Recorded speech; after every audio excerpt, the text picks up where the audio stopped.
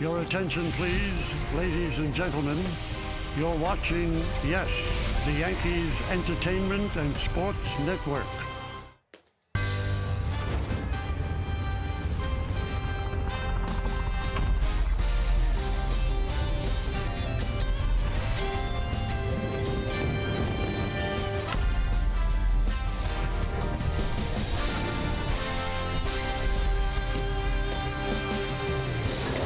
It's a picture postcard day here in New York City, and it is time for baseball as the Yes Network presents New York Yankees baseball. And this afternoon, it's the New York Yankees against the Oakland Athletics in the middle game of a three-game set from Yankee Stadium in the Bronx, New York.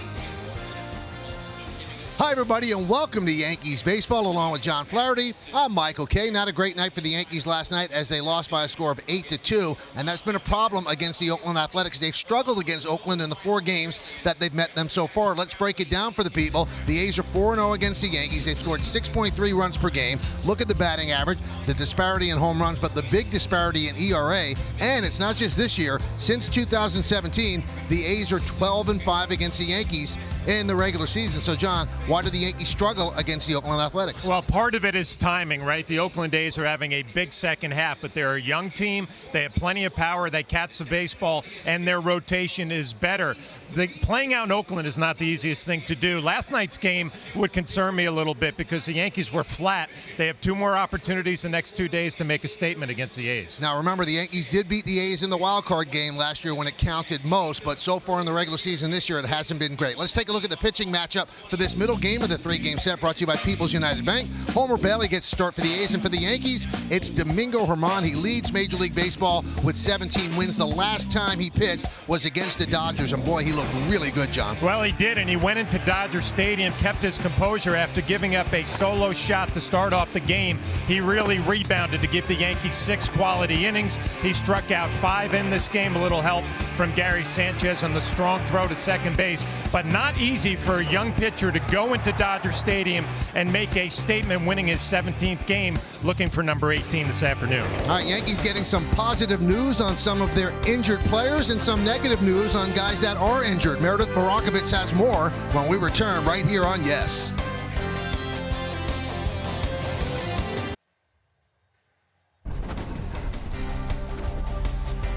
Welcome back to Yankees Baseball on Yes. I'm Meredith Barakovitz. There's a lot of news on the injury front this afternoon. We'll start with CC Sabathia, who exited last night's game due to knee discomfort. He was placed on the injured list today. He'll have that knee drained. He'll likely get a cortisone shot and Synvisc injection as well.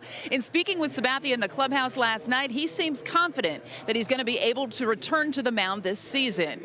So with Sabathia down, the Yankees have recalled Jonathan Loaisiga from AAA. He was in the clubhouse earlier today. Aaron Hicks has been cleared to start a throwing program. No real timetable there as far as his return. And Edwin Encarnacion and Giancarlo Stanton were both on the field taking batting practice today. Encarnacion told me there is no longer an issue with the wrist hand area where he got hit. Aaron Boone said he could start a rehab assignment with the Rail Riders as early as tomorrow. Speaking of rehab assignments, Jordan Montgomery threw for the Rail Riders last night. It'll be Luis Severino's turn on Sunday, and Dellin Betances is currently in Tampa. He's scheduled to face hitters today. That injury update is brought to you by Montefiore, doing more. Plenty more to come here on the Yes Network. When we get back, Domingo Germán will get the ball. Michael Kay with the call. He'll be joined by John Flaherty after the break.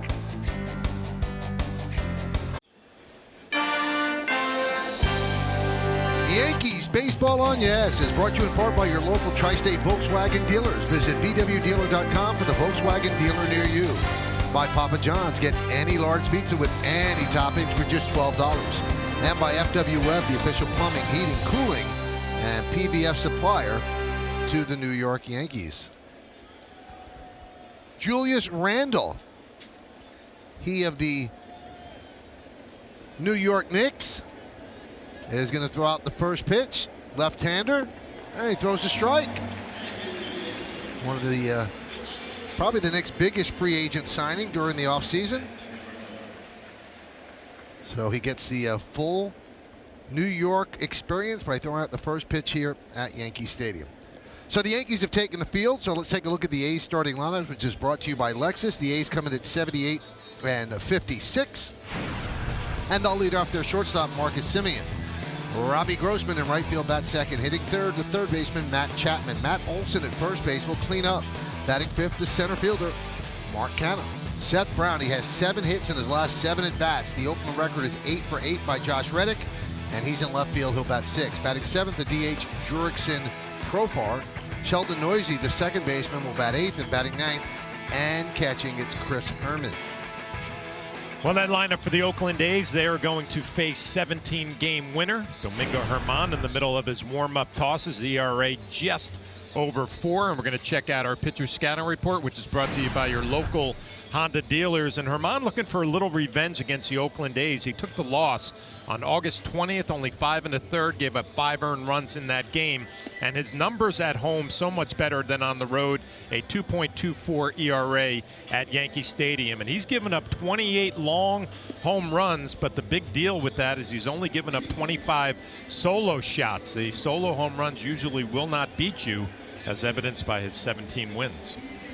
Take a look at the Yankee defense, which is presented by Geico. You have Tauchman in left, Gardner in center, and Judge over in right. In the infield, it's LeMahieu, Gregorius, Torres, and Ford, with Luke Boyd as the DH today. Gary Sanchez is behind the plate, and John told you all about Domingo Germán on the mound.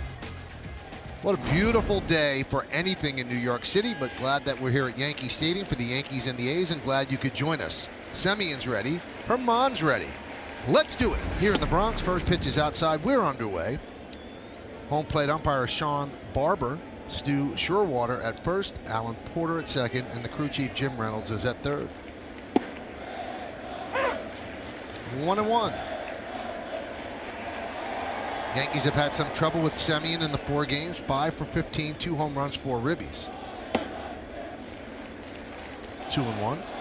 Well, Michael, we talked about it on the Open. The Yankees have lost 4 straight to the Oakland A's, and they've played some flat baseball against Oakland this year. It all starts with Germán this afternoon. 2-2.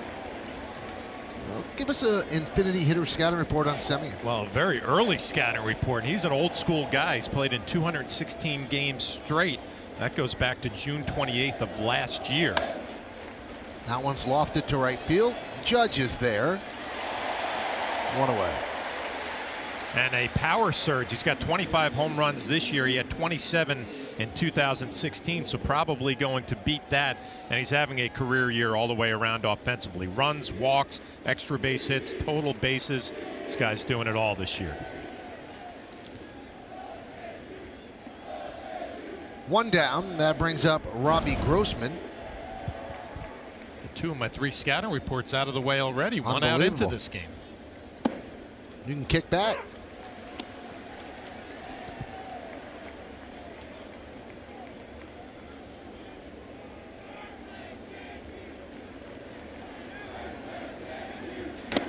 A's have been playing very, very good baseball. Of their last 38 games, 19 of those games have been against teams that, when they played them, led their division. And in those 19 games, they're 12-7. Overall this year, they're 23-16 against teams currently in a playoff spot. And more broadly, since June 16th, they are 42-20. Since June 11th, best record in baseball, right ahead of the Yankees.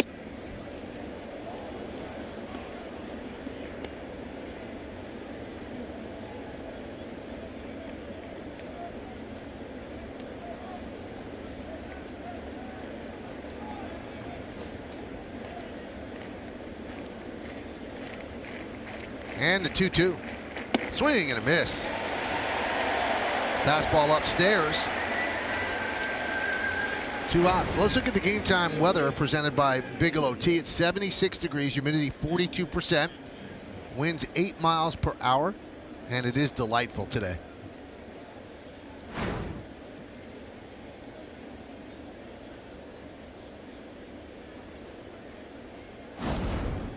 The sky with some white brush strokes of clouds. Looks like a Bob Ross painting. Matt Chapman takes up and away. Bob Ross painting. Bob Ross, remember that guy? He's no longer with us. He had like a big afro, and he would paint on TV and show you how to paint. On like PBS? Yes, right. Exactly.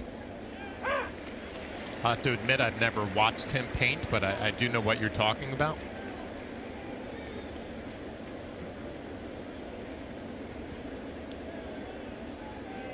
He's very soothing.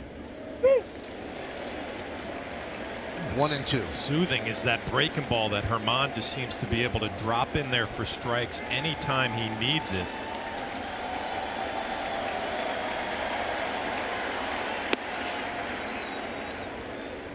Two and two, leading the majors with 17 wins, looking for number 18 today. 17-3.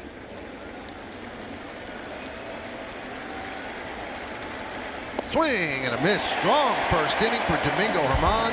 He retires the A's in order 1-2-3 with 2 strikeouts. A's nothing, and the New York Yankees coming to bat.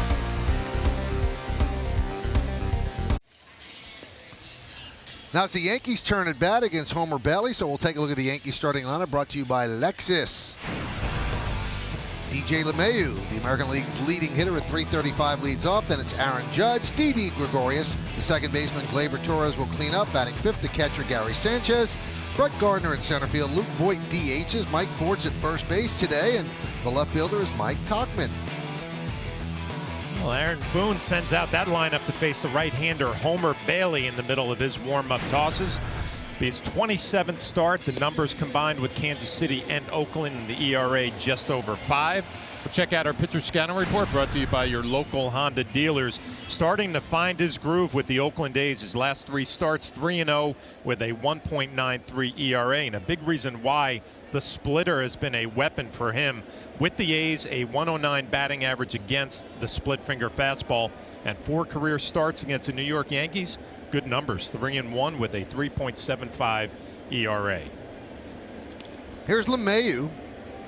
DJ had 1 hit yesterday. Michael Brantley had 2, so the batting race tightening up. Brantley's at .333. Tell you what, John, those are 2 of the best free agent signings during the offseason. LeMahieu and Brantley. And they're 1-2 in the batting race. Well, you can't say enough about what LeMahieu has done this year for the Yankees. Offensively, obviously, right at the top with batting average, but also moving around the field. But then you think about Michael Brantley and how he kind of settles right into the middle of that lineup. Maybe not the power of some of the other Astro hitters, but the batting average there. LeMahieu swings and misses, 1 away. Take a look at the A's defense presented by Geico. You've got Brown in left, Canna in center, and Grossman over in right. In the infield, it's Chapman, Semien, Noisy, and Olsen. That's third to first. Herman behind the plate. Bailey's on the mound. The A's defense as a whole, 70 errors this year. 3rd fewest in the American League, but those 70 errors have only accounted for 29 unearned runs. That's the best in baseball. Here's Judge. And a strike.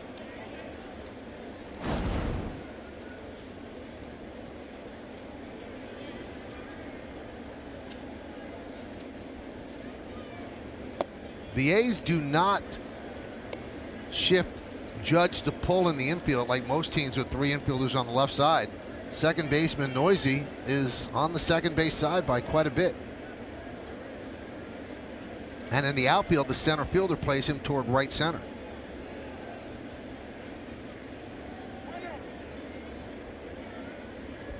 Well, if you're going to give a scouting report on Homer Bailey, 4-seam fastball, throws it 47% of the time. Already talked about the split, a big pitch for him. And he will throw a little slider like he did just there at 89 miles an hour. 8 starts with the A's since coming over in a trade, 5-2. The A's are 6-2 in those starts. And in his last 3 starts, 3-0 with a 1.93.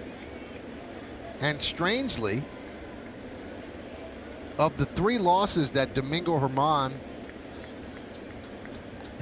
has been pinned with this year, 2 of them have come to Bailey. One with the Royals and one with the A's last time in Oakland.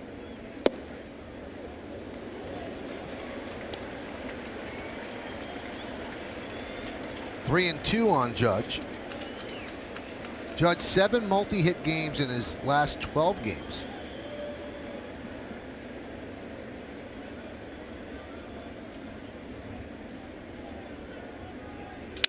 Broken bat, slow roller. Olson will field, flips to Bailey, gets Judge, 2 away.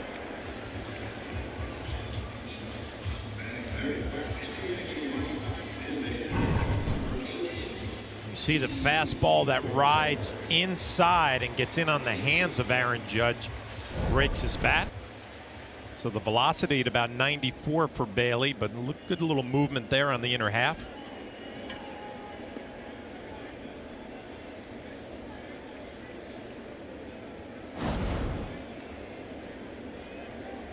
Very rare, softly hit baseball by Judge, 55 miles an hour off the bat. Here's Didi Gregorius. They play Didi to pull. And he pulls it foul.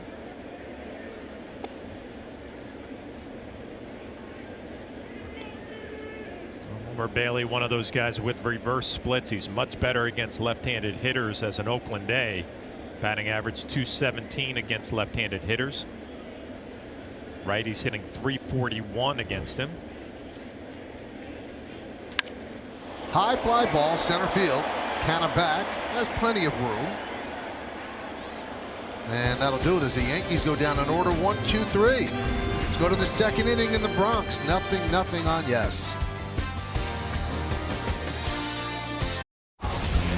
It's time for today's conversation, brought to you by Toyota. The Toyota Prius is the official hybrid vehicle of the New York Yankees.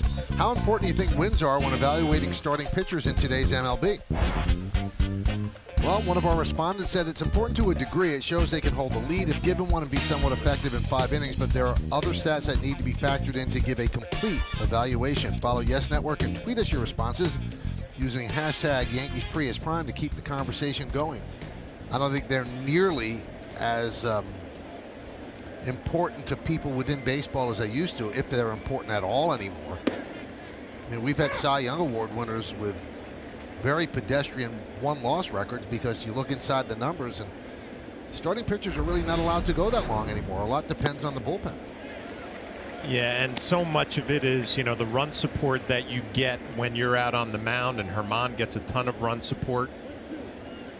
But right when we were reading that question and answer, I'm thinking about our colleague David Cohn, who always talks about how important those wins are to a starting pitcher, or at least they used to be. Yeah, I wonder if the mindset is changing now.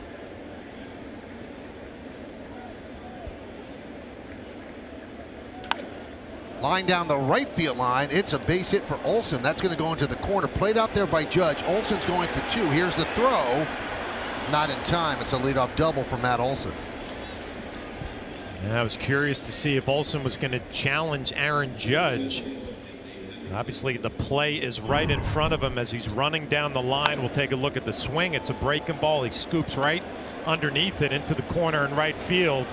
And he knows exactly the situation with Aaron Judge and his throwing arm. The throw off the mark just a little bit. See if Aaron came up with it clean. He did.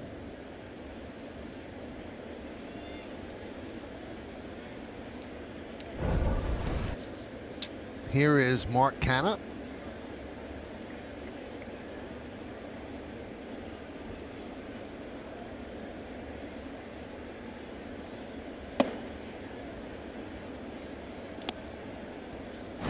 You know, to prove the point about what wins mean, the best ERA last year in baseball was Jacob deGrom at 1.70, and he had 10 wins. The worst ERA was Lucas Giolito at 6.13. He also had 10 wins. Now he's a much better pitcher this year. The 1-0. And run support means a lot. As John said, Domingo Germán gets 8.13 runs per 9 innings in games that he starts. Only Eduardo Rodriguez of the Red Sox has better run support of 8.15 runs per 9 innings.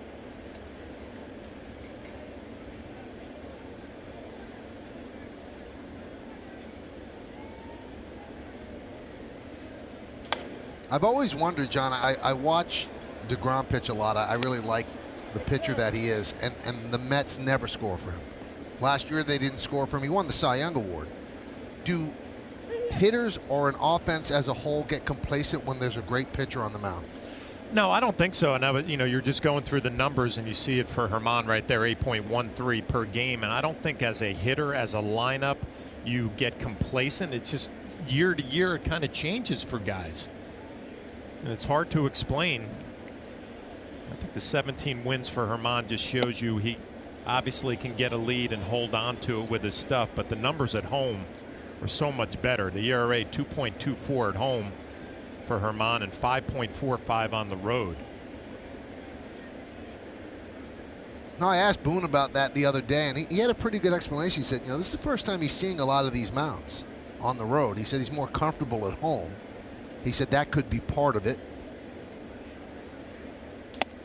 And a walk to Mark Canha, so putting runners on first and second, nobody out. That brings up the rookie Seth Brown.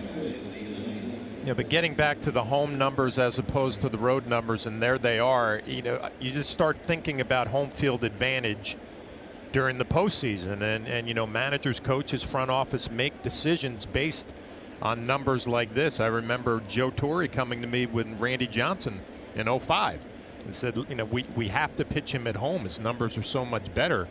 And, it's all part of the equation. So home field is going to be very important coming down the stretch. Here's Brown. We told you 7 hits in his last 7 at bats. The A's organization's record is 8 for 8, and that's Josh Reddick.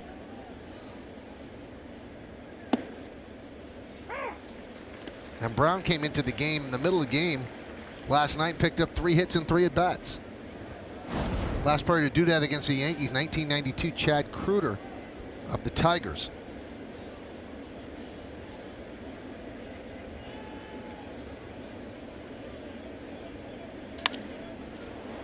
Well, they'll finally retire him as Tauchman will make the catch. 1 away.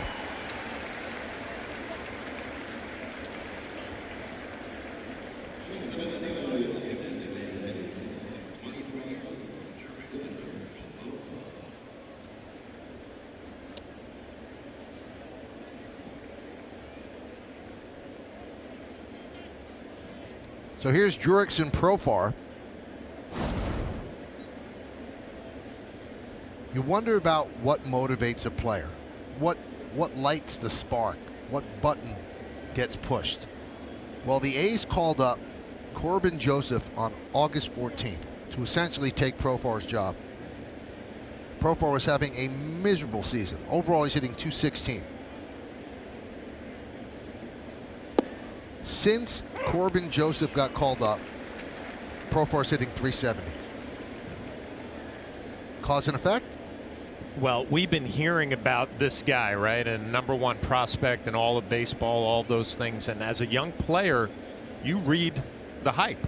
You pay attention to it. You think you're just going to be given a job in the major leagues. And to your point, all of a sudden that gets taken away from you a little bit. You got to go out there and perform.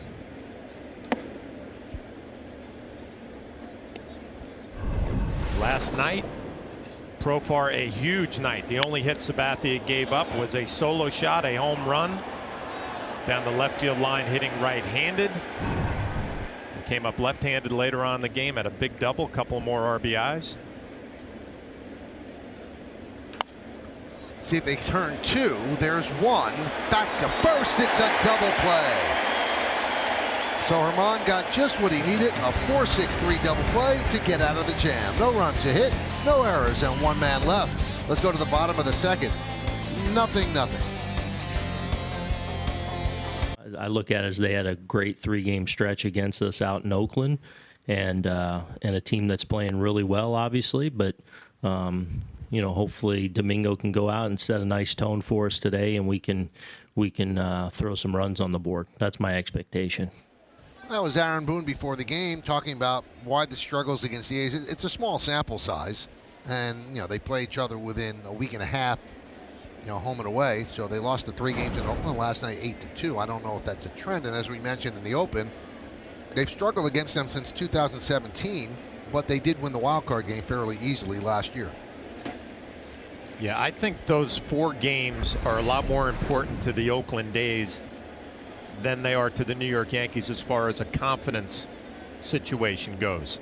I mean, the Yankees feel like they can go out there and beat any team in baseball. They proved it all year long. Gleyber Torres pops it up on the right side. But I think when you're a team like the Oakland A's, you know, a little younger team, and you go out and play really well against the New York Yankees and you prove to yourself we can beat this team, that might possibly help you down the road. And, you know, the Oakland A's see the Houston Astros a lot, and they're impressed with their team, and you wonder if they kind of look across the field today saying we've had our way with the Yankees and feel pretty comfortable playing against them. High drive, left field. Going back is Brown. He has room on the lip of the track. He makes the play for the first time. I think that any team, John, that gets decent starting pitching, that can hit home runs, and also doesn't give you more than 3 outs, plays really good defense, is going to give any team a run for its money. And I think the A's have played that way. They press the issue. If it was a basketball game, they do play all 94 feet. They go first to third. They play smart baseball. They don't make those kind of, you know, rockhead sort of mistakes. They're going to put pressure on the team. And a lot of it goes to the timing that you actually play against a team. And the Oakland A's, the last half of the season, have been one of the best teams in baseball record-wise. So obviously the Yankees may be catching them at the wrong time. But you're right. Rotation's good. They field the ball a whole lot better. They have power, and they're aggressive on the base paths. That's going to show up every day. They played the Astros 7 games recently, 7 out of those 38 games that we spoke about, and they're 4-3 against the Astros. There's a strike, 1-1 to Sanchez. Gary, 3 hits in his last 23 at bats.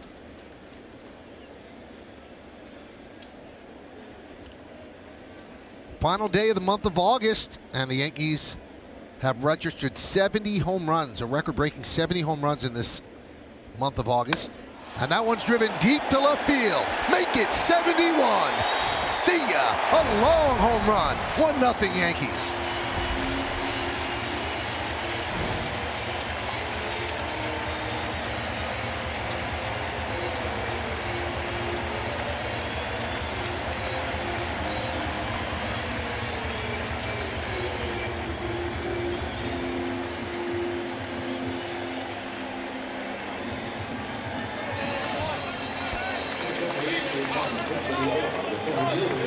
Well, number 31 for Gary Sanchez, getting congratulated in that dugout. I mentioned it, righties hitting so much better against Homer Bailey than left-handed hitters. 71 home runs, most in a single month all time. Pitch outside to Gardner. We'll take a look at the pitch. Looked like a split, down and in, and Gary Sanchez got there easily.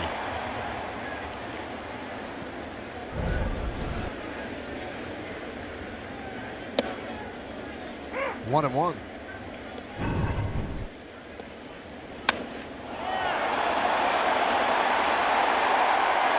Nestles comfortably into the second deck.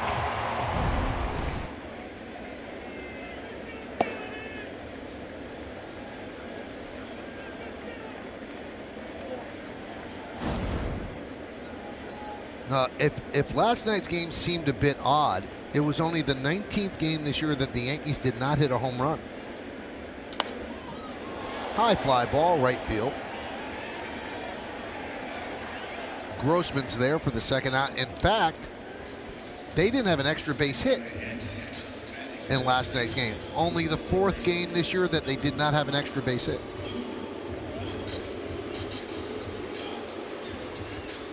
So a good job by Brett Anderson and the A's bullpen, but they do connect against Bailey here to take a 1-0 lead.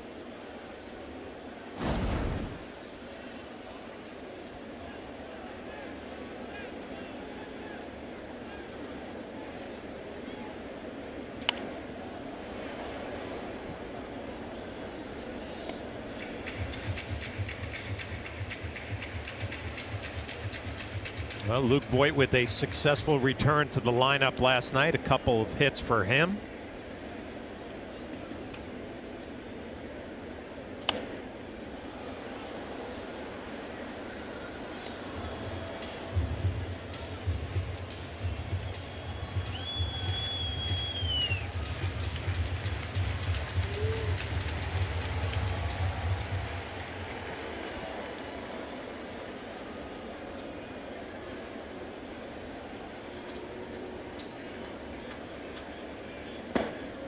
1-2 on Voit.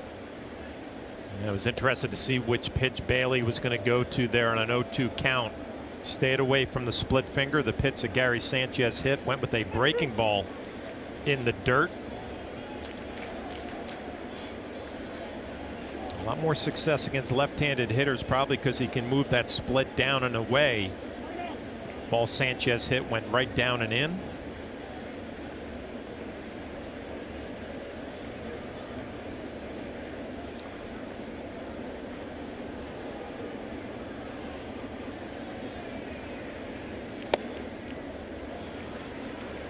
Two and two.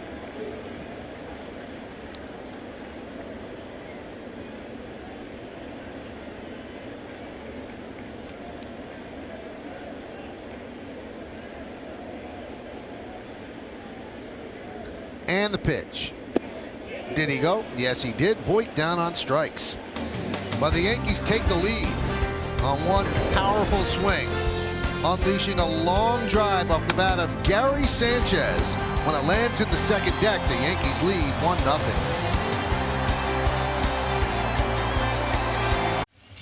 Well, fans, tomorrow help the Yankees celebrate the Hall of Fame career of Mike Mussina right here at the stadium. There'll be a special pregame ceremony honoring Moose, and the first 18,000 guests in attendance will receive a Mike Mussina t-shirt courtesy of Goldenberg's Peanut Chews. For tickets, log on to Yankees.com or visit the Yankee Stadium ticket window. 1-0 Yankees as we start the third. Sheldon Noisy takes a strike from Herman. Gary Sanchez's home run gave the Yanks the lead. 0-2 on Noisy. Noisy was the DH yesterday. And Michael, if you would look at his body type, would you predict that he'd be playing second base today? No, he doesn't look like a second baseman.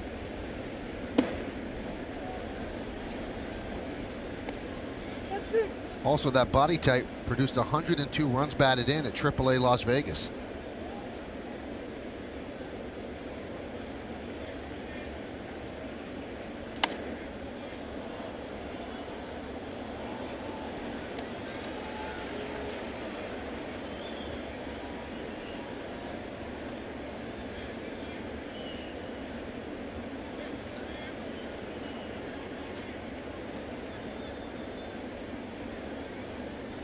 Outside, 2-2.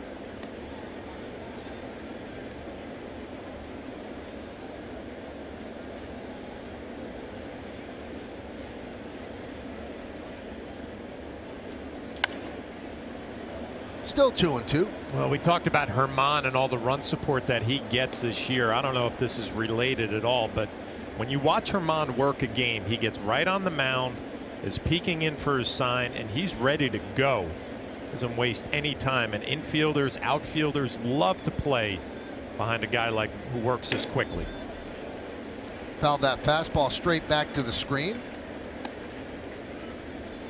Herman doing a good job elevating that fastball today. We all know his bread and butter is that breaking ball, gets a lot of swings and misses, but doing a good job early in this one, changing some eye levels. Swing and a miss. Noisy down on strikes. Third strikeout for Herman.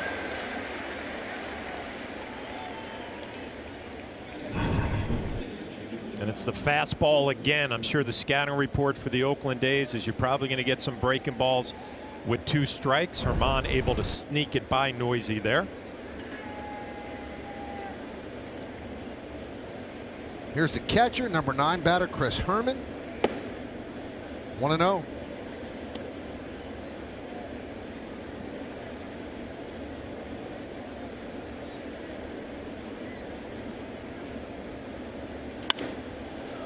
Laced into left field. Tauchman on the run, reaches up and makes the play. He took an extra base hit away from Herman. A good job by Mike Tauchman. Well, Mike Tauchman has impressed everybody with what he's done at the plate, but he is a solid outfielder at all 3 outfield positions. Good jump, nice route, and then full extension at the end to make the play, battling the sun a little bit. Good play.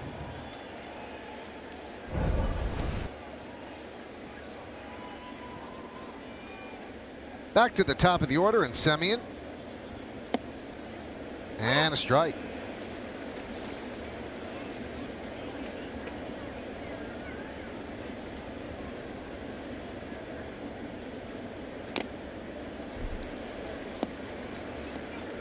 Oh and 2. And Herman's feeling it right now in a really good rhythm, pounding the strike zone with all 3 pitches.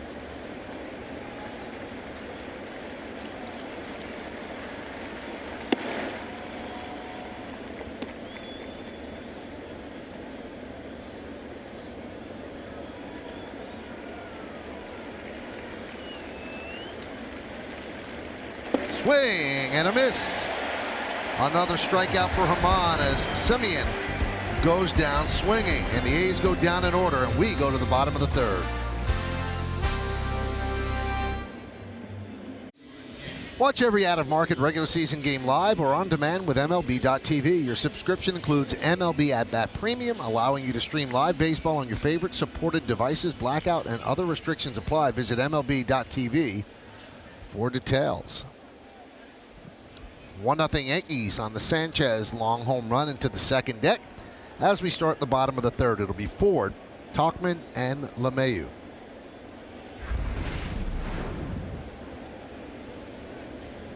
Four-game hitting streak for Ford, 6 for 15. Got his average up to 229 and 9 home runs. Of his 24 hits, 9 have left the yard.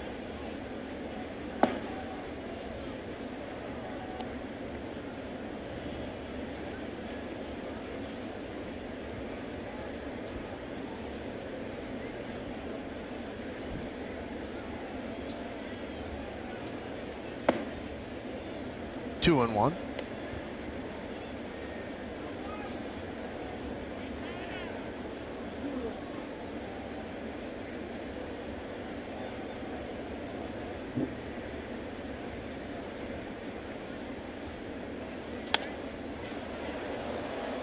Two and 2. Watching Homer Bailey so far here now into the 3rd inning, he's gotten in on some Yankee hitters with that fastball. Broke Judge's bat. The register's 94-95. It has to be some deception there. Grounded to the 3rd base side. 1 away.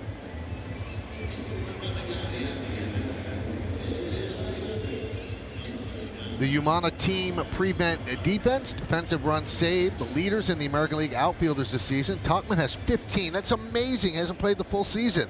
Kevin Kiermaier acknowledged as one of the best center fielders in the game. He has 13. Aaron Judge 12. Mookie Betts 12.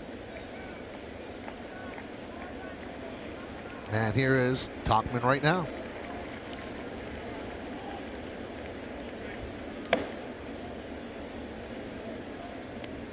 Well, even before Tauchman went on this run offensively, I felt like he was such a valuable piece for Aaron Boone on his club. Can play all 3 outfield positions and play them all well. Check swing, slow roller toward Chapman. 2 away.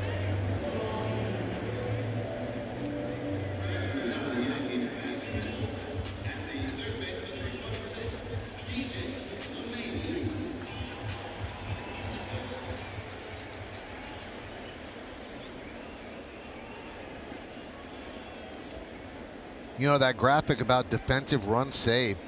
Kevin Kiermaier's played 889 innings. Mookie Betts 1,147. Tauchman 627. And Judge 614.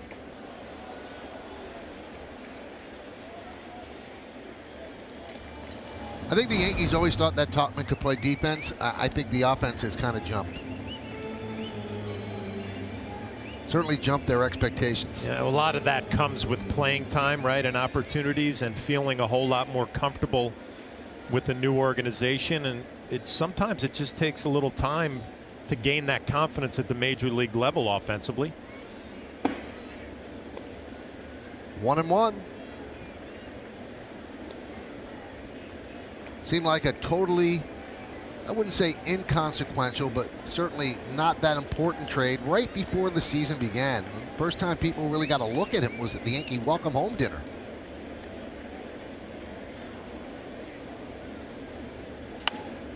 punched out right side. The second baseman, Noisy, over to Olsen. And a quiet 1-2-3 inning for the Yankees. Here in the third, we'll go to the fourth. 1-0 Bombers. We call it bad music, good trivia. So let's take a look at the question. In 1990, the MVP and Cy Young Award winners were teammates in both the National and the American Leagues. Who are the four players, John? Who are they? Wow, 1990? Yep. Don't guess out loud. Robbie Grossman swings and misses as we start the fourth inning.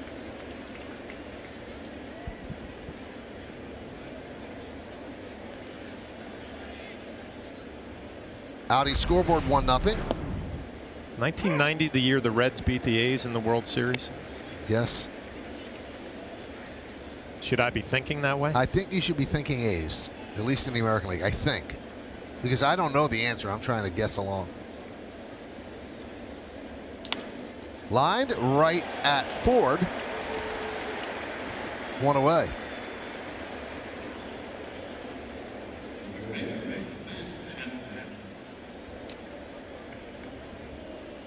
A birdie just whispered the name Leland in my ear to think for the National League.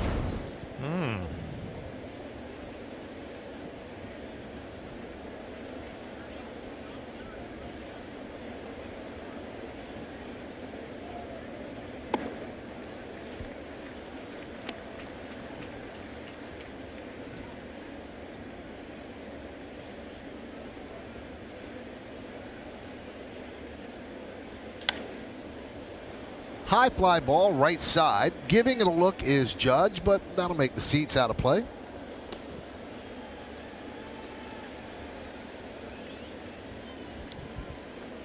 When I think about the 1990 World Series, I think about Walt Weiss playing shortstop for the A's. Okay, because of Suffern. Suffern, New York, and was kind of that guy. I grew up in Rockland County as well, and when Walt made it,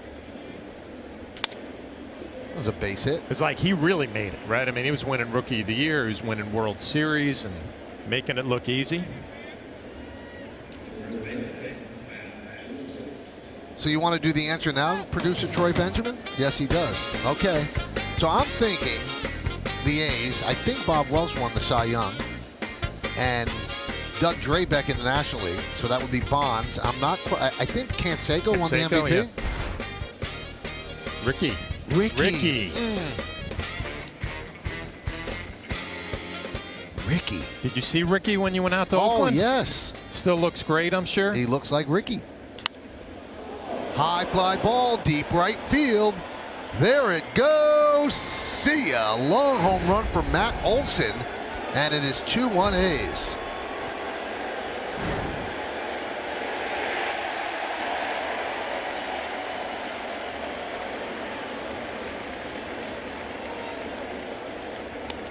Boy, when Matt Olson hits them, they go a long way.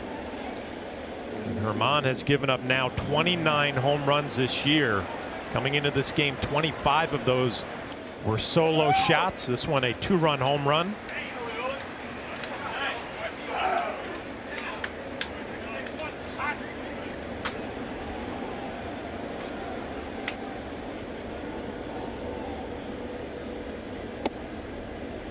Pitch inside to Canna.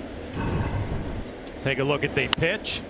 Change up that Herman just kind of got underneath and pushed. Stayed up middle out over the plate, and Olson took care of it.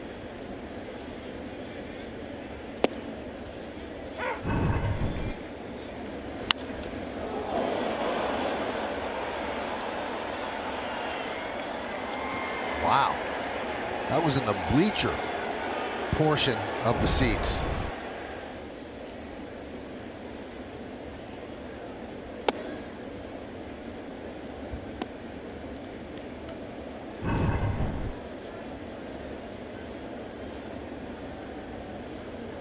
Did he get it? That is an impressive play. Did the ball catch him, or did he catch the ball? He ended up with it, John. No style points. Base hit for Canna.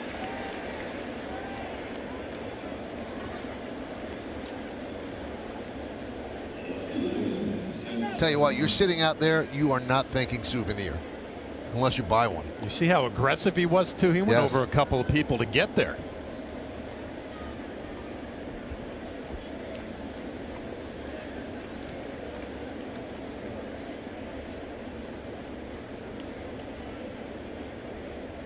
Interesting stat after the home run by Olson. 65.6% of the runs that Domingo Germán has allowed this year have been on a home run. So he makes the catch, and then the left-hander throws it back on the field. He's going to wake up tomorrow with a bruised chest because he caught that with his chest, not his hands. And he's not going to have a souvenir to remember. And probably a sore left shoulder because he threw that a long way.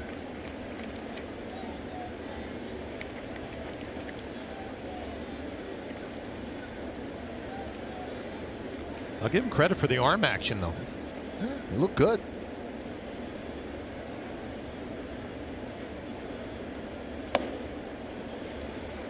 Getting back to the home run percentage, what would you think is the major league average? Because everybody's hitting home runs. Everybody's hitting home runs. So pitchers, major league average giving up runs via the home run. 30%? 45. So he's at 65.6, but don't be concerned because Verlander, 70.2%. He leads the majors in percentage of runs allowed via the home run. And another Yankee right there, Jay Happ, at 66.3%.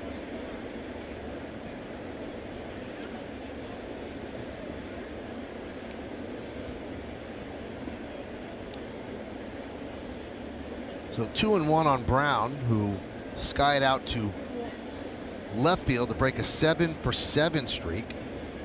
Fell one short of the A's record.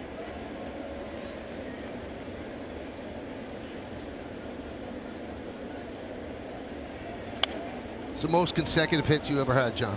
Do you know? No, I have no. 2, probably? No way. Yeah, sure. Get that long hitting streak. You were on fire then. Yeah, but it wasn't like I would get 3 hits or 4 hits in a row. That was like 1 a day. Like a 1 vitamin for streak. 4, 1 for 3 with a walk.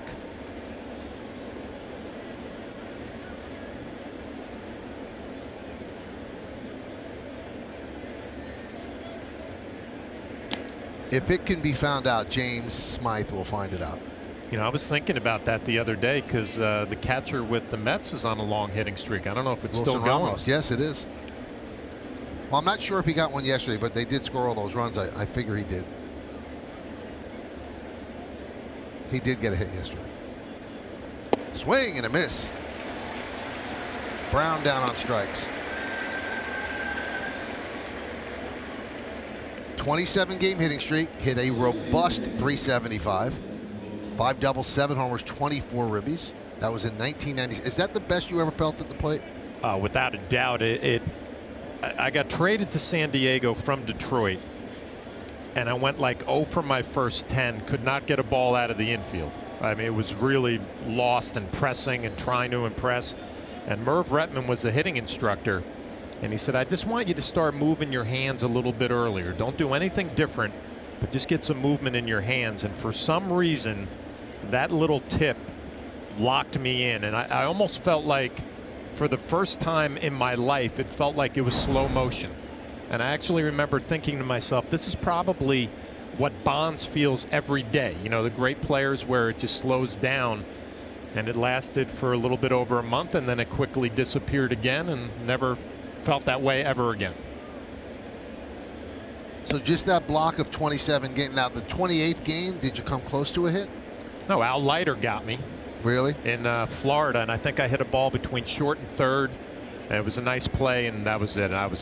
I knew I was in trouble when Tony Gwynn came up to me after 25 and said, you just blew me out of the water.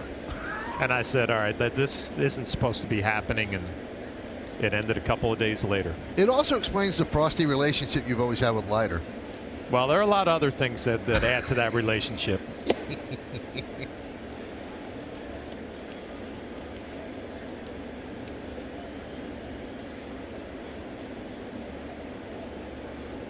But it does go to show you how some hitters kind of figure it out all of a sudden when something gets tweaked or adjusted, or you find a trigger that works for you and then changes your career.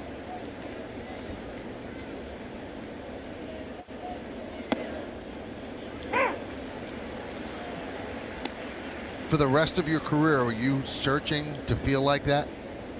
You're always going back to what worked for you in the past, and, Right. and the problem with being a hitter at this level, when something doesn't work, you're quickly searching for something else, and you almost get lost. You get caught in between. But it was never as simple as, okay, just get some movement in my hands and you'll feel that way again. It just never happened. Runner goes. High pop-up. Sky-high pop-up. Torres waits for it to come down, makes the play, and that will do it. But the A's take the lead on the 2-run home run by Matt Olson. It's 2-1. Well, later tonight on Yes, star goalkeeper Sean Johnson leads New York City FC West to face off against the Vancouver Whitecaps as their push for the top spot in the Eastern Conference continues. Coverage presented by Etihad Airways beginning at 10, only on Yes. Aaron Judge leads off the bottom of the fourth inning. A's lead 2-1. And that is on the Audi scoreboard. Judge with a soft ground ball to first base in the first, a broken back ground ball. 2-0.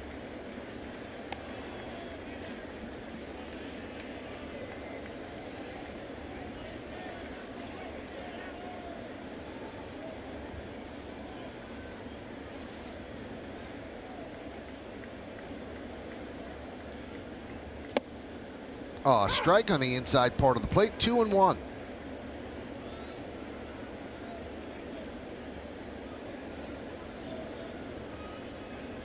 All the runs in this game via the home run, a Gary Sanchez blast, and then the Olson 2-run shot. Home runs are up 22% from last year, and the record-breaking year of 2017, they're up 11% from that year.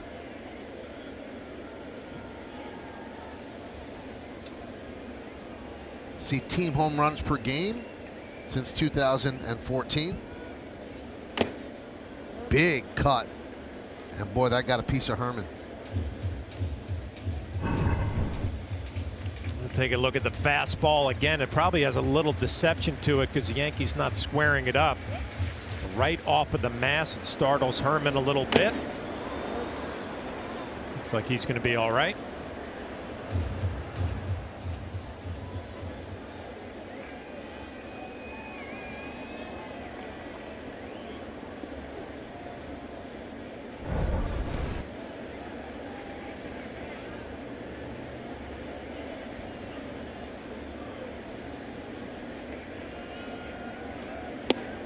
Strike three, Judge down looking. Thought that was a little high, and he has a word with Barber. Bailey goes with the big breaking ball that maybe is at the top of the zone. That's a strike. It's in the box by a lot.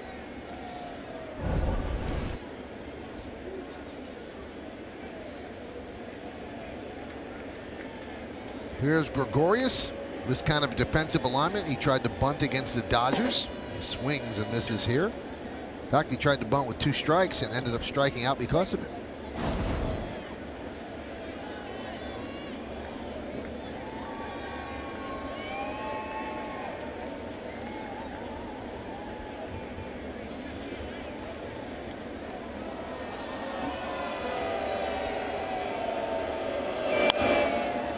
Foul back, 0-2.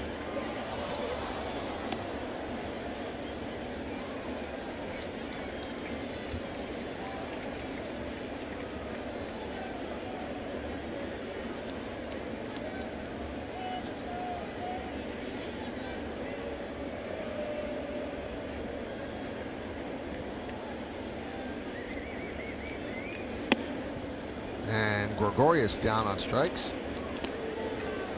Well, James tracked it down, John Flaherty. In July of 1995, you had 5 straight at-bats with a hit. And it all started with a single off of Roger Clemens. Really? Yep.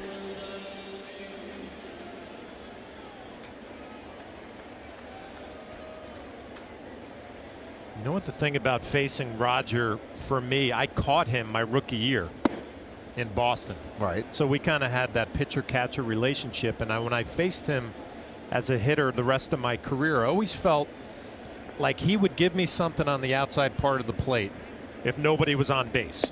Really? Yeah. Like, you know, he would still throw hard, but it'd be fastball away. And if you got a base hit, he'd be like, okay, that's fine. And if there was anybody on base, you had no chance. So he must have liked you.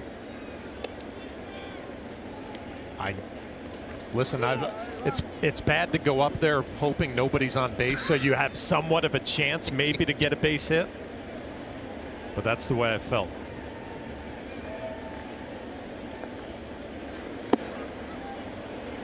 Two and two.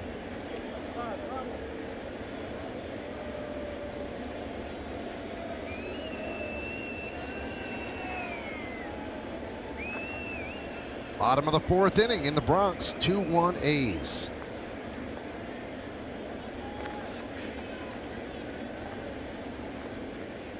Swing and a miss. What an inning for Homer Bailey.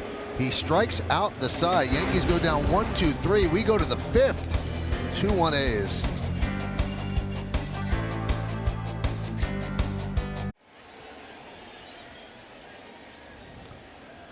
Well, thank you, Bob. Good run by the Nationals. Now time for T-Mobile's connection to the game.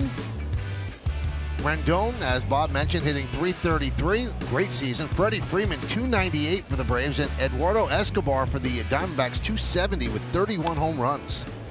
As Noisy fouls it back.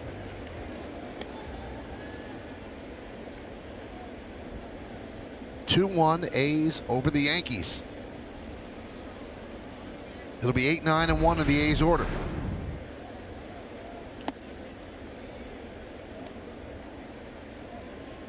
Now, John, do you listen to podcasts?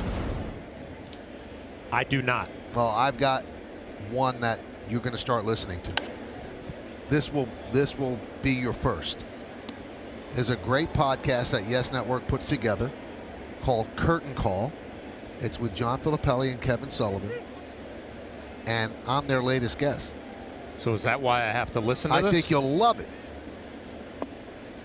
I gave really good answers. So how much of my time do I have to invest in this? Now, I think the interview was like, I don't know, 25 minutes. So you go to Curtain Call wherever you get your podcast, download it, and boom, you're going to have an enjoyable half hour right there. Am I going to learn something about you that I haven't known working together all these years? Yes, because we talk a lot about the 5 weeks when I didn't speak, which were probably your favorite 5 weeks.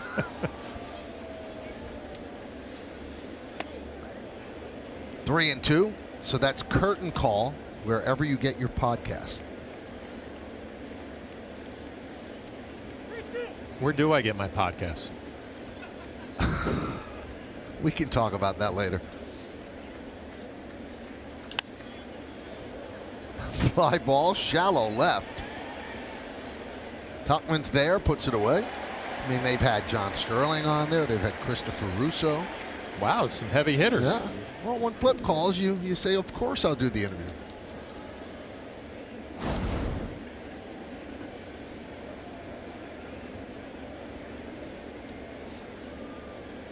Here's Chris Herman, robbed of an extra base hit. Nice running play by Tauchman in left field. That was in the 3rd inning. Foul back to the screen.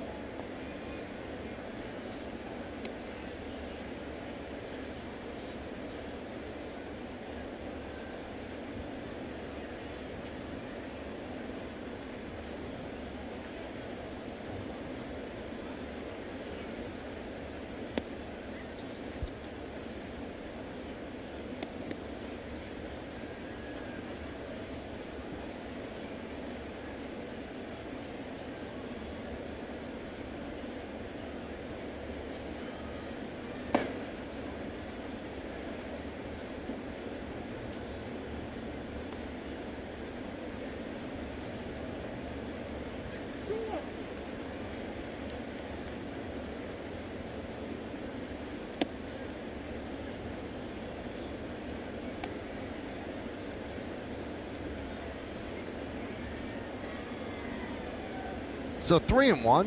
And with a 3-1 count, LeMahieu moves from the left side to the right side, moving closer to where a regular shortstop would stand is Didi. And a walk to the number 9 hitter, Chris Herman.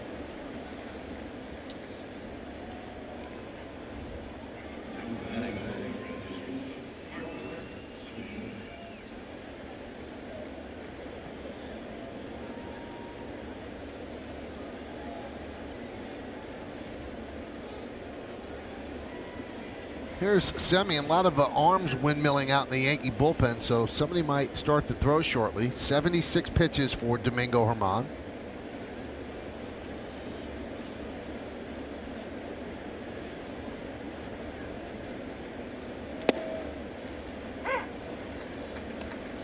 Now, in your Yankee years, you spent a lot of time when you didn't start in the bullpen, helping to warm up the relievers. Is there a surge of energy when that phone rings? I mean, do you jump to attention?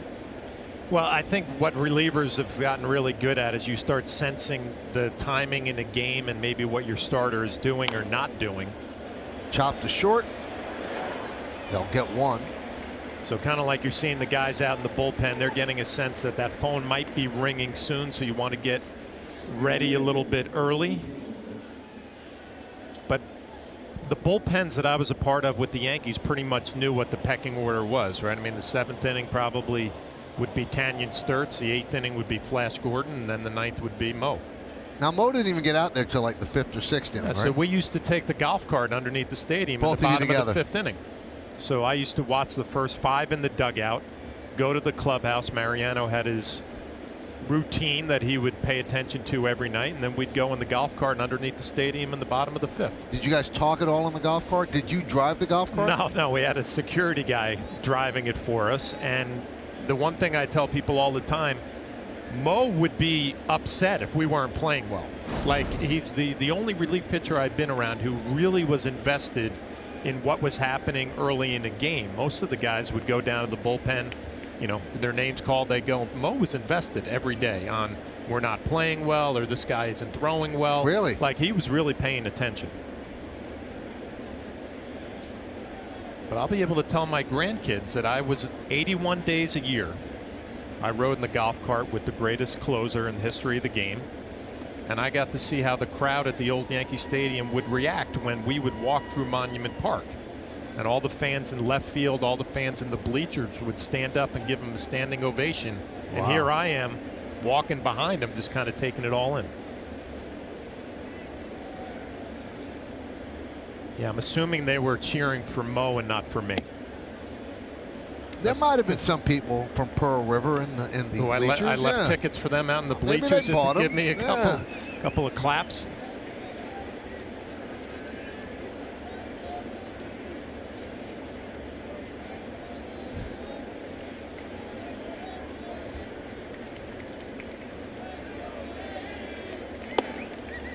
Two 2-0 on Grossman. Get another Hall of Famer tomorrow. Mike Messina will be honored on the field. We're going to get to spend some time with him. That's what I'm hearing. Be riveting.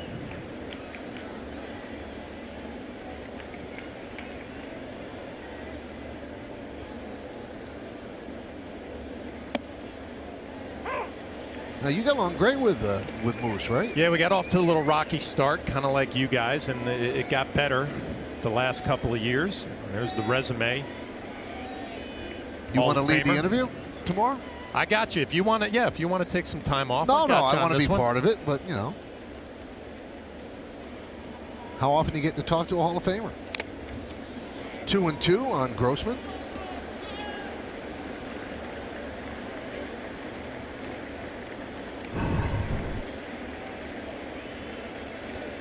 Germán sporting that changeup a little bit more in this start, and that gets a piece of Gary Sanchez.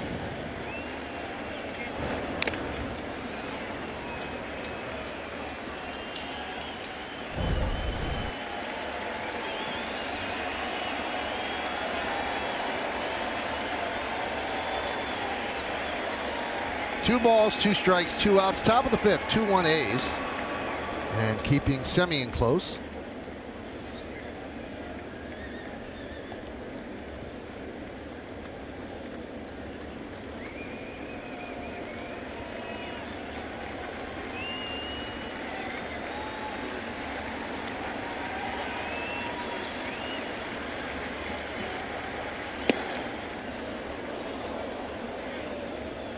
3-2, so that releases Semien 3-2, 2 outs. I tried to bring the two-seamer back to the inner half, and it's just a little high.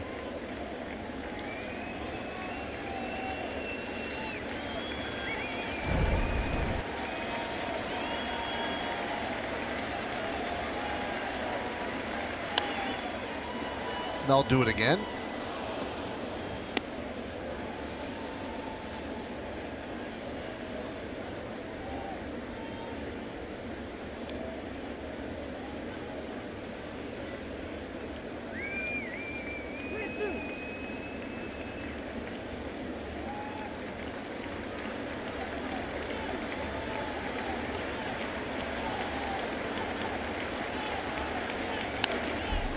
And they'll do it again.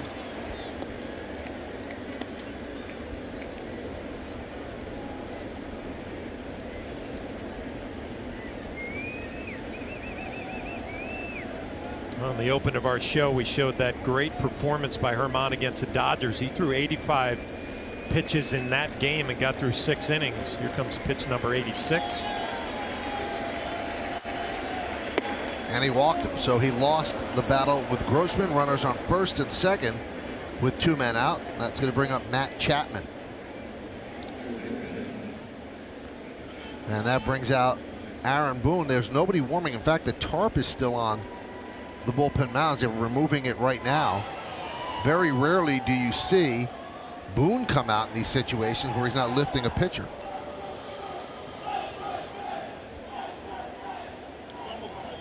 That looked like a little bit of a pumping him up a little bit, like, let's go, this is your inning, your guy.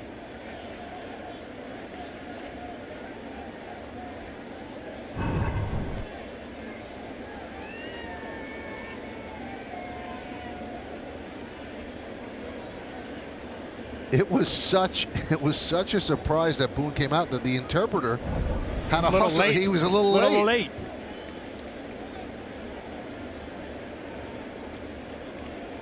It seemed like Germán got that message from Aaron Boone loud and clear. Yeah, I don't think they needed an interpretation on that. There was a right finger to the chest that usually gets someone's attention.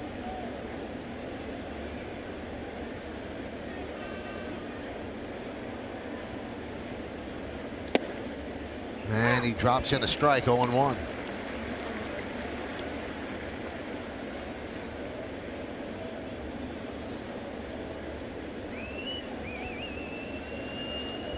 Loaizaga, who replaced CC Sabathia on the 25-man roster. Sabathia was put on the 10-day IL. And you might say, well, why put Sabathia on the IL when tomorrow the rosters expand? Well, Loaizaga would not have been able to come up until the 3rd of September because you have to be sent down for 10 days unless somebody is injured.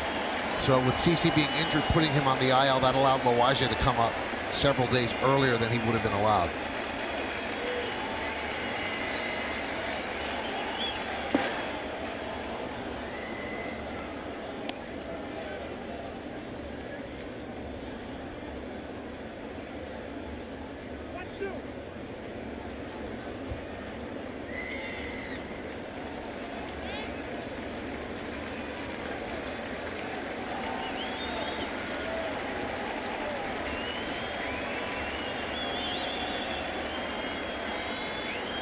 One-two. Check swing right back to Germán. He sets, fires to first, and they get Chapman, and the pep talk worked. No runs, no hits, no errors, and 2 men left on base. We're halfway through. It's 2-1 A's. Pep talk on the mound, then got to the dugout, and Larry Rothschild joined in, and Boone had some things to say to Germán as well. And there's nobody warming in the bullpen, so he's sending Germán out there to pitch the 6th.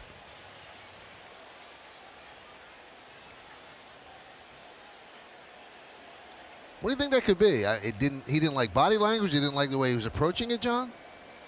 I didn't see any of that. I was thinking maybe this is kind of a. This is happening right now. Be be surprised if they sent him back out there, wouldn't you? I mean, you know, the innings is starting to pile up for Herman. And I'm thinking coming down the stretch, you'd actually probably want to reel him in a little bit, then extend him, but we'll see how it all plays out. But I didn't sense anything with Herman body language-wise that I saw was a negative. I think maybe from a team perspective, Aaron Boone coming out there saying, let's go. This is a big part in the game for us right here. We got to keep it at 2-1. He's at 85 pitches. And a strike to Sanchez.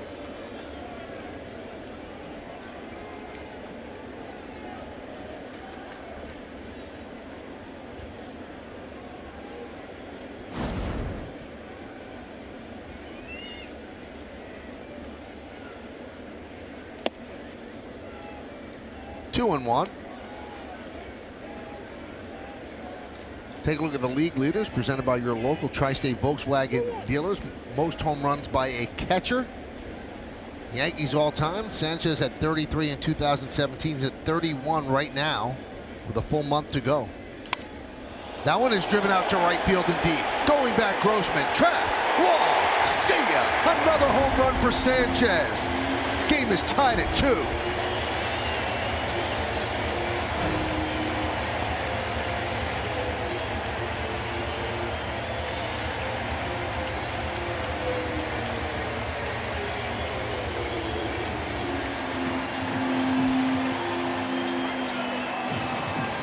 Well, Homer Bailey changed up the game plan a little bit with Sanchez, but the result is the same. First at bat, it was a split finger down and in. Looked like that was some sort of a breaking ball out over the plate. Sanchez just stayed on and drilled the other way.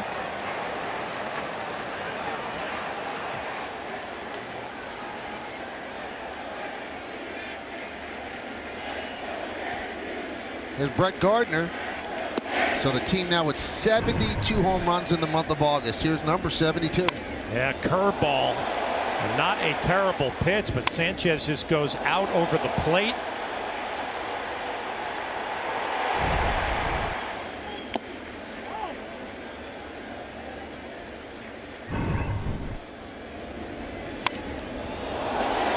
There's Herman's reaction.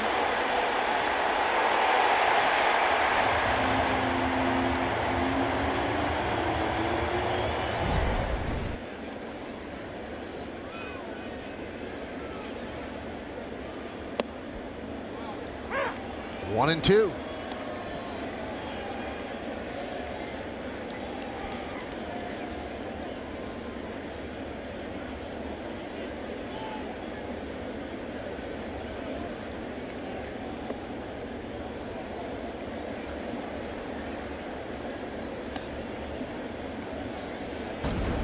Gardner batting 6th in the lineup today, and that's been a good spot for him this year, hitting .324 in that 6 hole with 10 doubles, 2 triples, and 4 home runs.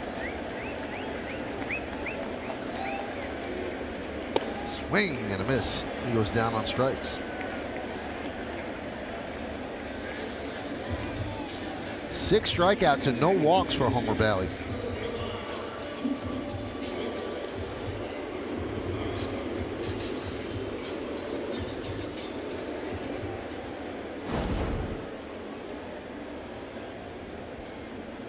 Here's Luke Voigt.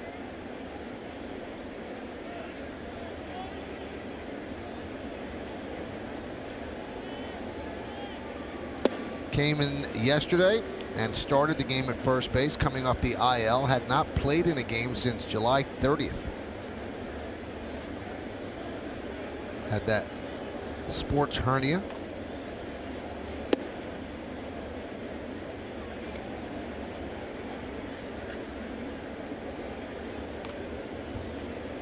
For Sanchez, his 13th career multi-home run game, his 3rd this season.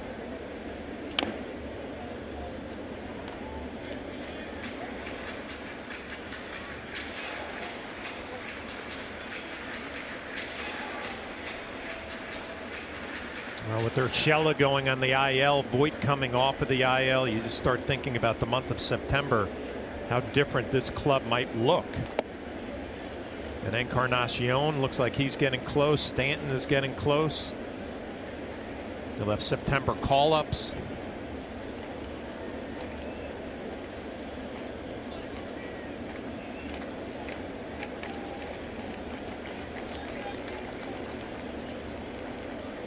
Swing and a miss.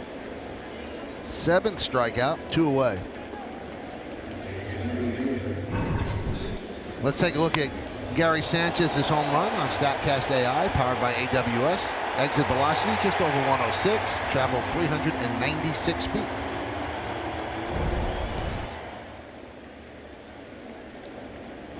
Never got the distance on the first one, but that was quite a poke.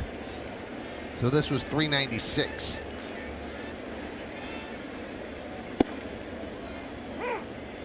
.396 sounds like a wall scraper for Gary Sanchez. Usually his well over 400 feet. And the first one was 436 feet.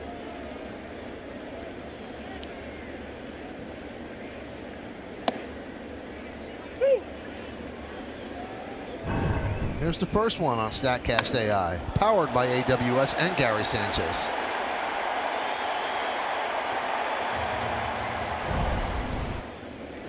Took a dunk into Poland Spring.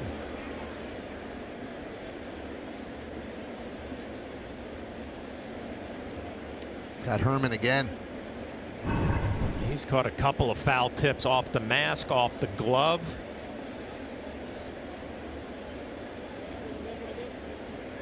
It's one of those days.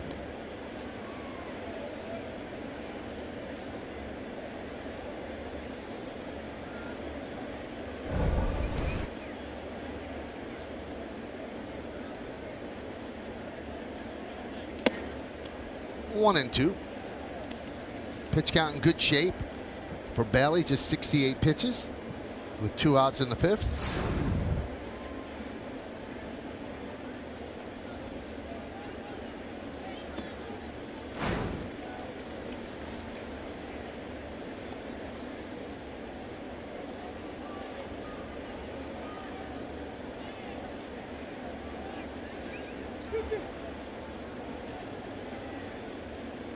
Two balls, 2 strikes, 2 outs.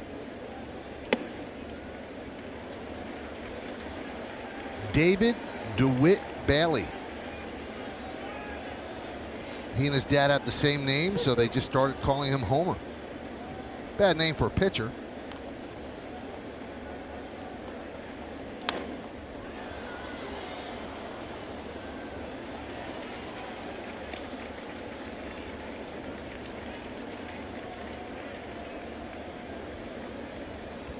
He was traded July 14th from Kansas City to Oakland for AA shortstop Kevin Merrill.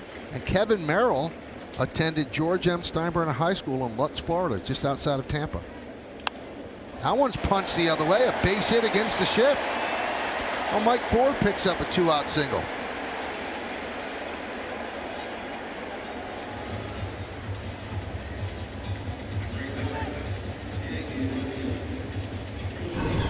Well, Mike Ford's been driving the baseball lately, hitting a lot of home runs. There's a split finger that just stays up out over the plate.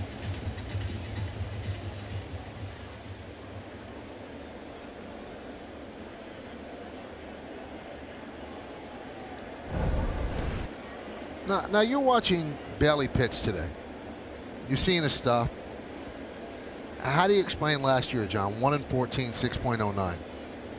I mean, no one's saying that he's Roger Clemens, but how does a pitcher go 1 in 14, 6.09 with his stuff?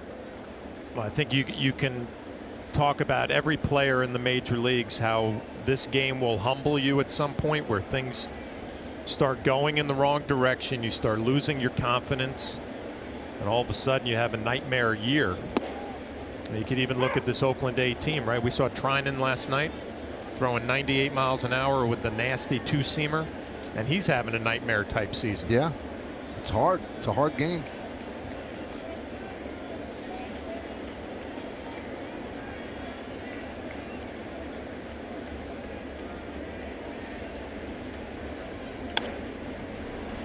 One and two.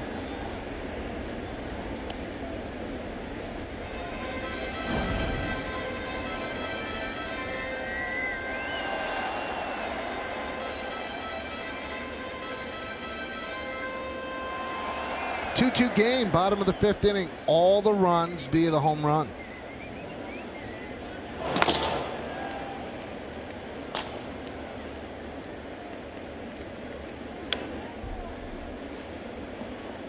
Loizaga continuing to throw.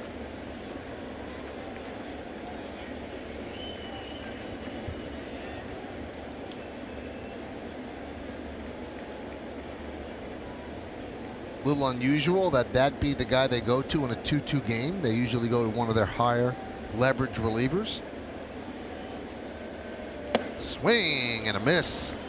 Tauchman down on strikes, but the Yankees tied the score on an opposite field home run off the bat of Gary Sanchez. He started the scoring with that home run to left. This one goes to right, trying every part of the field to tie the game at 2.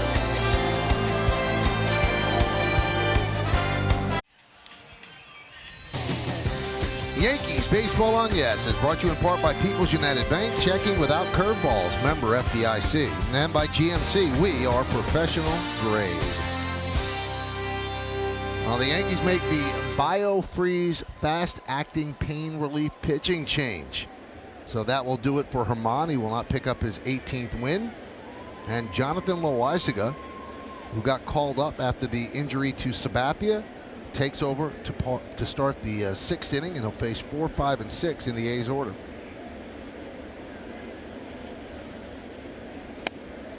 Pitch is high. So Olsen with a 2-run home run, accounting for the A's runs. 2 solo shots by Gary Sanchez, the Yankee offense.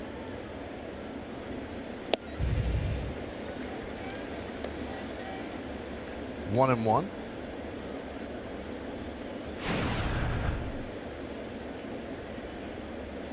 Those are the numbers.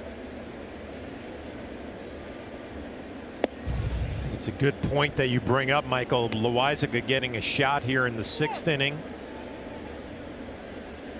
Higher leverage situation in a tie game against the A's. Aaron Boone maybe getting a look at what they have here, and Loizaga has a big time arm.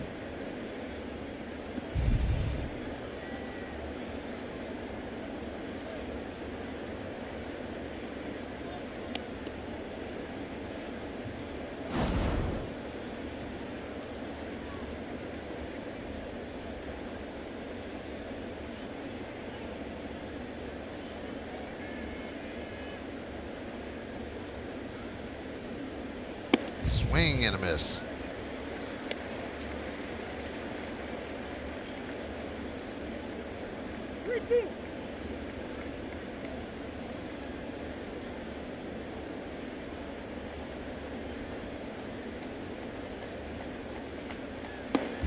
Inside, so a leadoff walk for Matt Olson. He's doubled and homered and now been on base all 3 times.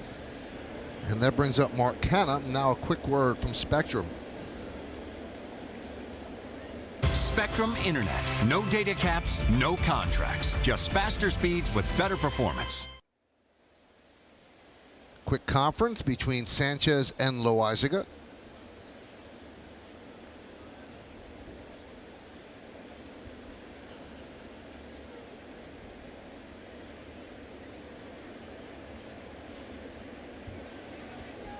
You know, the Yankees are in this, I wouldn't say precarious situation, but it is trying to serve 2 masters. So yesterday they bring in Guerin in a pretty big spot.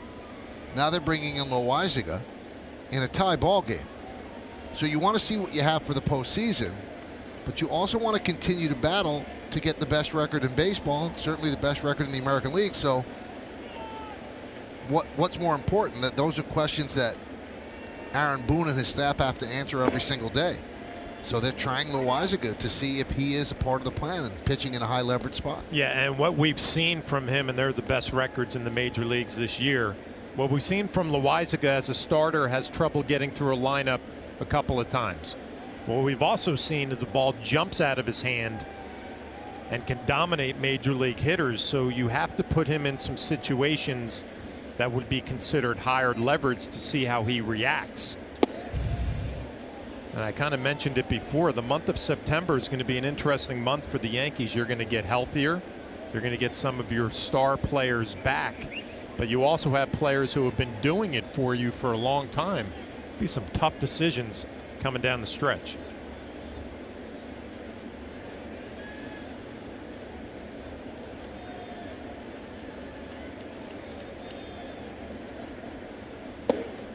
One and two.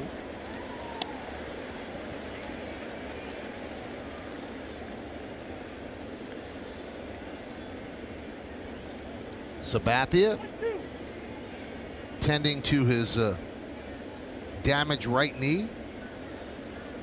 Put it on the IL. A lot of people that were in the clubhouse yesterday said he seemed pretty down. He was asked if he thought he'd be able to pitch at all this year again, and he said, I hope so.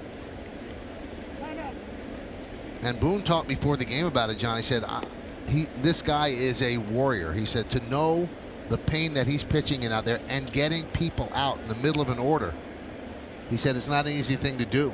So this is his 7th stint on the IL since 2014 because of that right knee.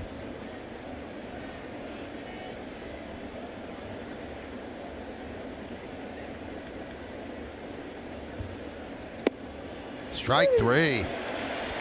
Canada down looking. And Meredith, I thought something that Boone said that was really interesting was that Sabathia never comes in with a woe is me attitude. Why am I hurt? He said he just battles through all the time. His mentality is if he's on the active roster, he's going to go out there and perform. And CC Sabathia believes if he's healthy, if the knee feels well enough, he can successfully get out big league hitters. And I think that's the most frustrating thing for Sabathia. He believes he still has the stuff. However, his body is now failing him a little bit. So he'll have his knee drained, a cortisone injection, and likely Synvisc injections to see if that gets him back on track. That has worked for him in the past, but this obviously is a chronic thing for him. He's been dealing with this since 2014. And I have to tell you, Michael, in the clubhouse last night was about as dejected as I've seen him in a while, just clearly frustrated, in pain. He was asked on a pain scale of 1 to 10 what he was feeling. He said he was at a 10, absolutely. So to think that on his best days, he's probably at about an 8, for him to be all the way at a 10 and admit it, that's the first time we've heard that in a while. You hope for his sake that it doesn't end like this for him and he's able to battle back on the mound, but you wonder what the future will be for CC Sabathia. And now it's a battle against time, Meredith, because the games are dwindling down. So if he's on the IL for these 10 days, yesterday they wanted him to get to 90 pitches to stretch him out. Does he start over again at a low number? It's hard to get him up to that point. And Aaron Boone was asked about that today. Would he be better served? Base hit to right field off the bat of Brown as Olsen moves to second. As a guy that just gives you 2 or 3 innings, and Aaron Boone said, we're not at that point yet. We want to have him get the injection, see how he's feeling. Typically, it takes about a week for things to settle down and settle in that knee. If he is back after the 10 days, it's still realistic to think that he can give you a decent amount of pitches. However, if it takes more time than that 10 days, then you're in jeopardy of him not being able to be stretched out on the mound. But you got to wonder what CC Sabathia is really feeling right now in his final year, knowing that this team is poised to make a postseason run. You know he wants to be part of it. Did I hear it correctly that he tweaked it swinging the bat in L.A.? He said he tweaked it on an off-speed pitch that he threw on a swing, but then somebody asked, you now regret that you were in that batter's box in the National League, and CC Sabathia just looked at the person and said it could have happened walking upstairs, walking downstairs, walking to the mound. That knee is in such rough shape that any movement can really trigger a reaction. So while he wouldn't blame it on that specifically and say he regrets it, he pinpointed that as when it started to hurt again, and then from there it's been a little bit of a struggle. And John, it wasn't even a swing. I think he just took the pitch and as Meredith said, it was an off-speed pitch and made a move to take it, and then he felt something in his knee. 1-1 on Profar. First and second, 1 man out. Right in on the hands, and it's foul back.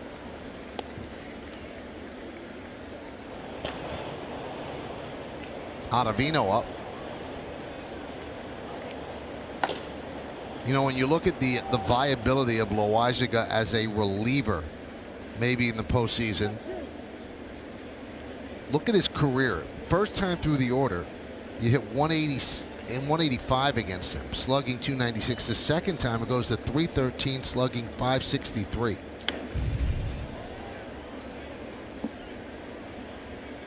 He certainly has the stuff. Can he harness it and get people out in big spots? Well, it certainly sounds like when you listen to Aaron Boone talk about moving forward that the bullpen arms are going to be a big part of postseason play, where the starters might have minimal innings and then you're just going to unload this bullpen. Loaisiga, without a doubt, with that arm could be a piece.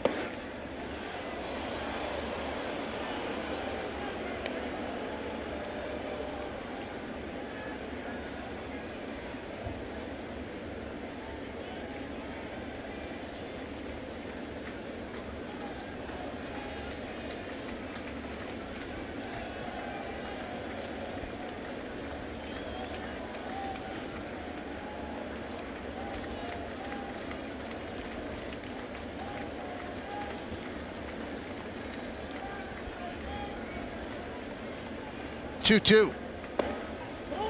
And that hits Profar. He's not pleased, and the bases are loaded.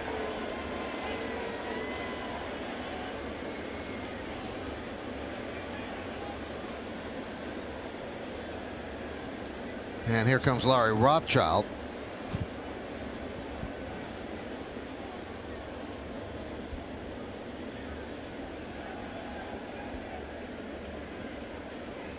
So in a 2-2 game, the bases loaded now with one out. Sheldon Noisy is due up. This copyrighted telecast presented by authority of the New York Yankees. It may not be reproduced or retransmitted in any form, and the accounts and descriptions of this game may not be disseminated without the express written consent of the New York Yankees.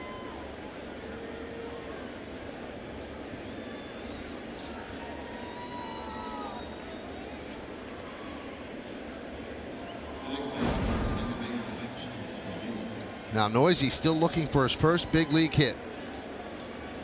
Yesterday was his first big league game. He's 0 for 2 today.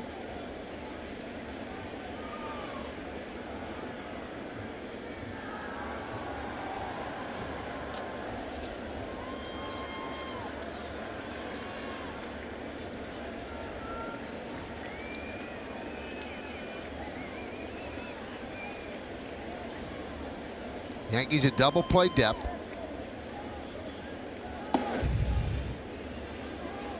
One and 0. Well, you can see the miss for Loaisiga is pretty common here in the 6th inning, yanking it down and away, and down and in on lefties. Gary Sanchez got to try to find a way to get him back to the plate.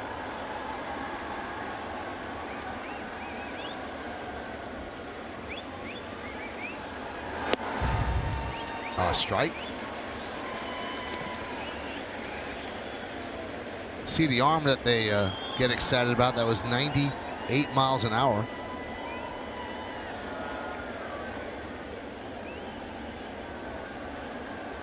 Kind of easy gas.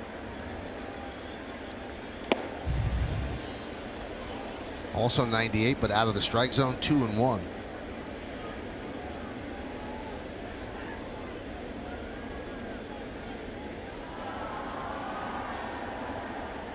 Noisy, 24 years old. He was called up to the majors Thursday with Chris Davis going on the paternity list.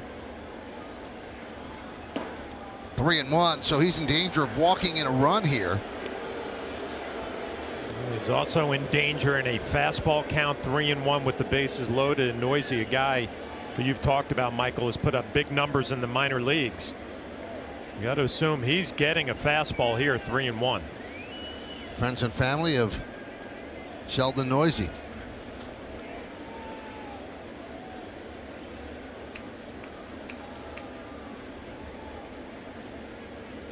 Swing and a miss. 99 miles an hour.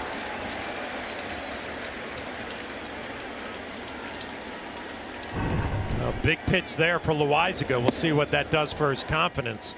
That was pretty much, here's my best fastball, and he threw it right by him. 3-2. Strike 3. Clip the outside corner. Noisy down looking. 2 away.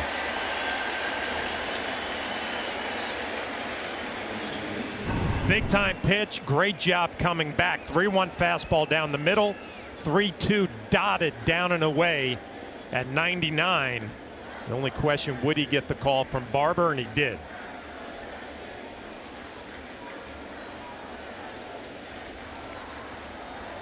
So here's the catcher, number 9 batter Chris Herman. Bases loaded, 2 outs, top of the 6th. Chop left side.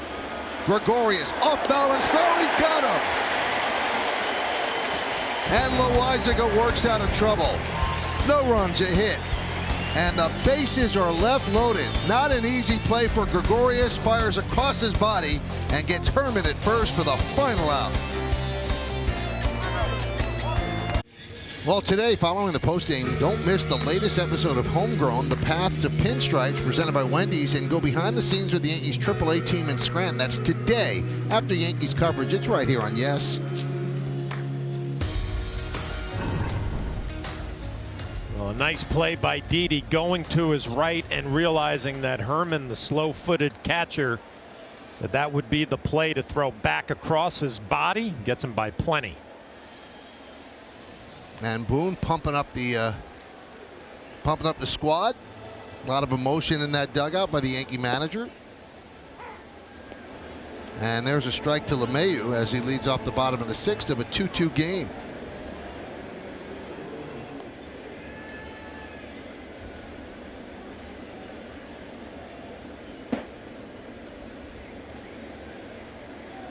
Yeah, watching Aaron Boone do that with Loizaga in the dugout just tells me that the Yankees know they have something in Loizaga. If they can get him right confidence-wise, it could be a real weapon coming down the stretch and in the postseason. Haven't seen Aaron Boone do a whole lot of pumping up like that for a pitcher.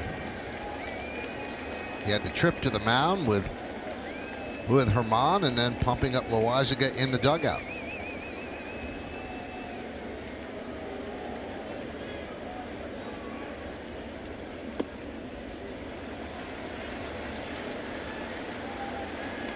Three and one.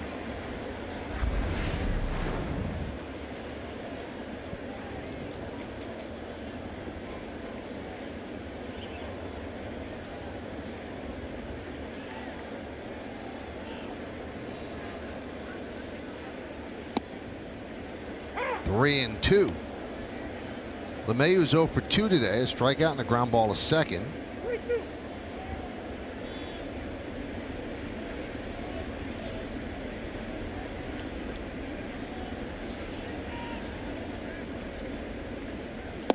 Strike 3. LeMahieu thought it was ball 4, was taking off toward first, and he is down looking. You very rarely see LeMahieu arguing with an umpire, and that looked like a strike.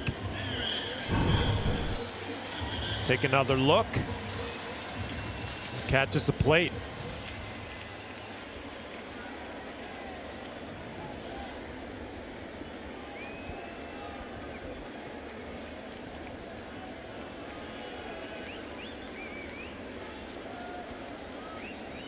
Here's Aaron Judge.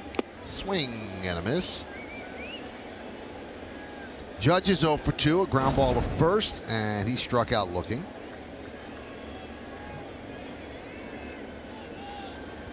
"20 hits in his last 53 at-bats.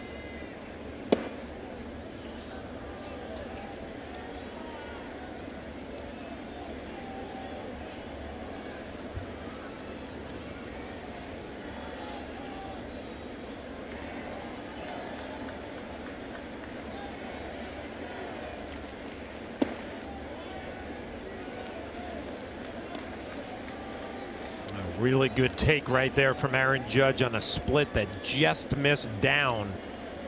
Looked like he picked that up out of Homer Bailey's hand really early.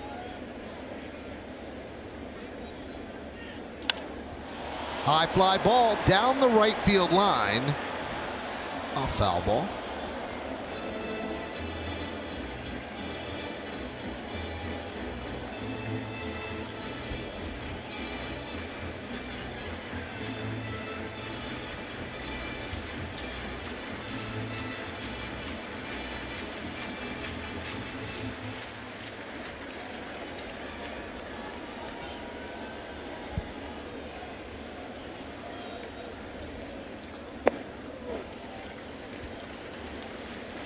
3-2.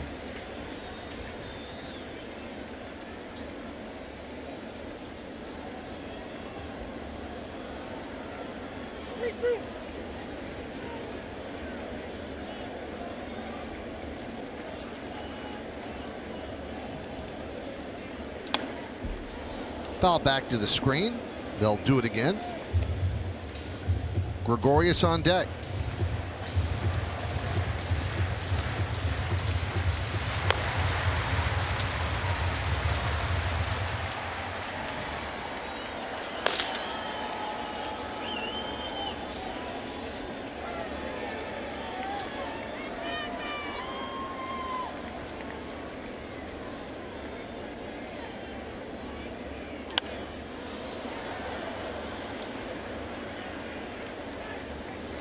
Bally in a battle with Judge.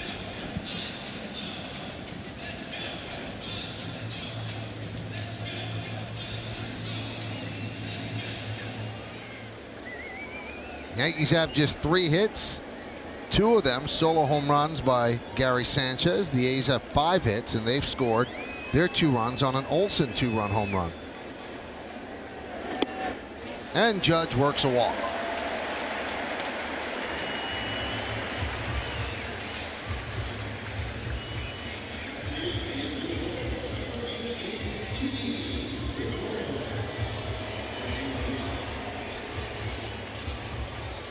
Bailey is 33 years old. He's going to be a free agent at the end of this year, and he ends a big contract, making a lot of money.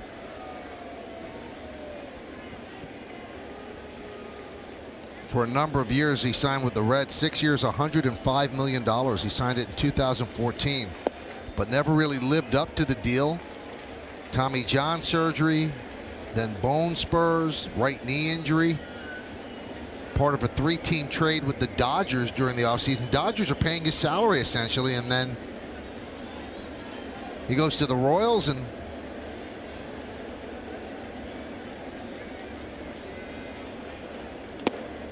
and here to the A's.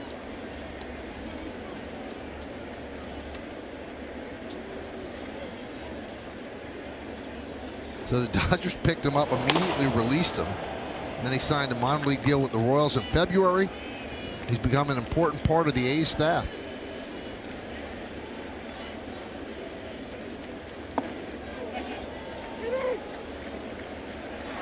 Has pitched 2 no-hitters in his career.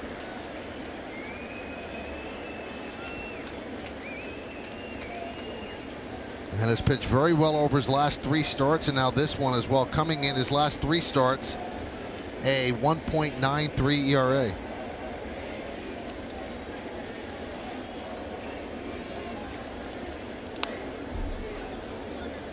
Two and two.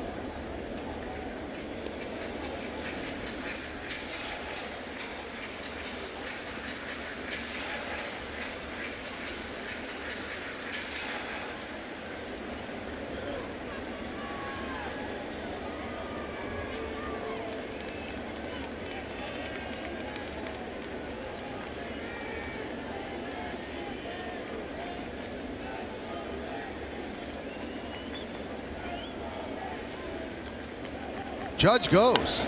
It's popped up behind the plate.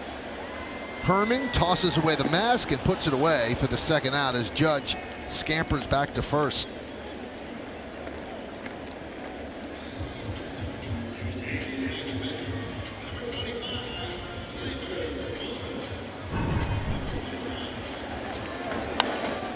The pop up, and you see catchers are taught to kind of hang in there and then throw the mask.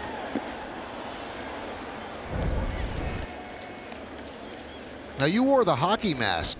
Did you have to take that off, or did you just go after the... No, that would come off. I would hold to do the same thing as with the traditional mask. Here's Gleyber Torres. And a strike.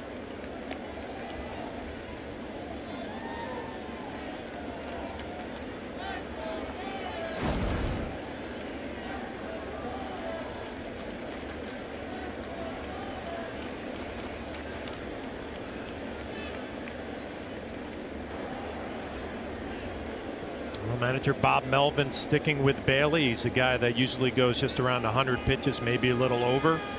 His last start 105 pitches, start before that 108.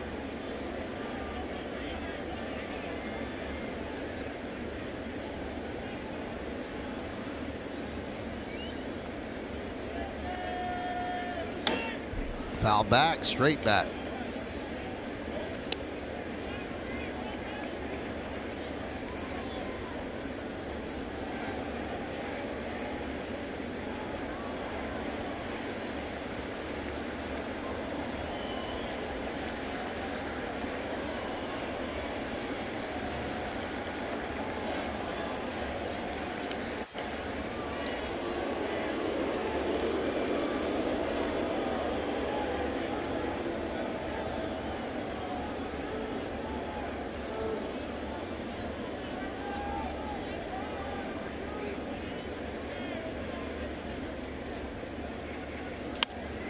Looped into right field. That is going to dunk in for a base hit.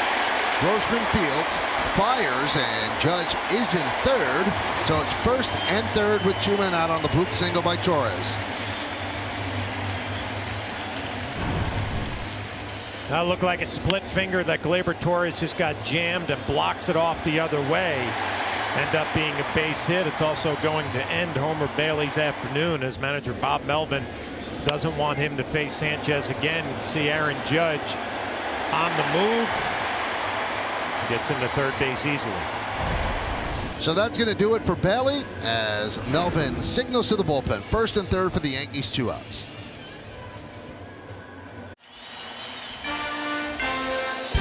The Yankees Baseball on Yes is brought to you in part by Delta Airlines, the airline with more new planes flying out of New York City. Delta, keep climbing. By Toyota, the official hybrid vehicle of the New York Yankees, and by FW Webb, the official plumbing, heating, cooling, and PVF supplier to the New York Yankees. So Homer Bailey is done, but the runs, well, put that in pencil because runners on first and third, they are his responsibility.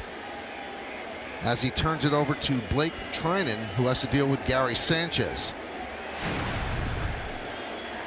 Trinan pitched last night. Actually had very good stuff. He struggled this year. He lost a closer job after a stupendous season last year.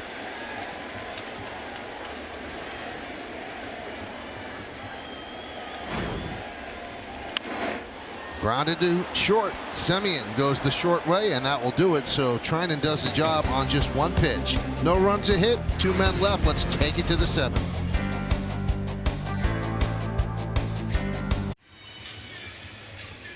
Well, tomorrow afternoon, the Yankees and the A's wrap up this weekend series with a Sunday matinee. Coverage begins at noon with Audi batting practice today and the Yankees pregame, including the stadium ceremony honoring Hall of Famer Mike Mussina. Only on Yes and streaming on Fox Sports Go. So Mussina will throw out the first pitch, but the pitches that matter. Sean Manaea making his first start of the year last year, 12-9, 3.59. He's been injured, he's been rehabbing, so it was supposed to be Mike Fiers. They moved in Manaea for tomorrow, and then Jay Happ in 26 starts with the Yankees, 11-8 with a 5.57 ERA. So Adam Ottavino will take over to pitch the 7th inning. Loaizaga, a roller coaster 6, but he didn't allow a run. Domingo Germán started and gave the Yankees 5. There's a ground ball to LeMahieu. And they just get Semien flying down the line for the first out.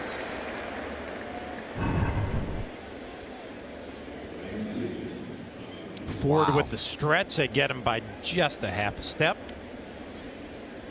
Good call by Stu Shorewater, the first base ump.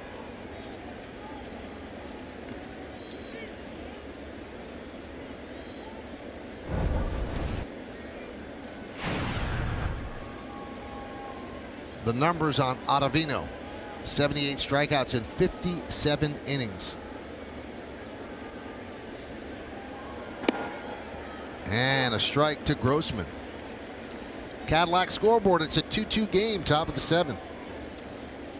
Well, Ottavino should be well rested. He's had 2 days off and 4 out of the last 5 off.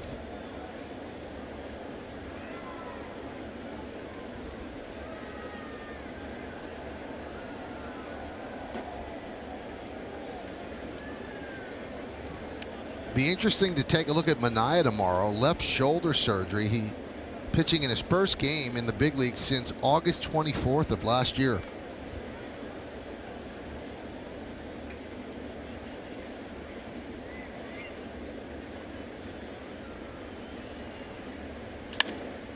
Line drive, a base hit to left field off the bat of Grossman. Tauchman gets it in. 1 out single. And that's going to bring up Matt Chapman.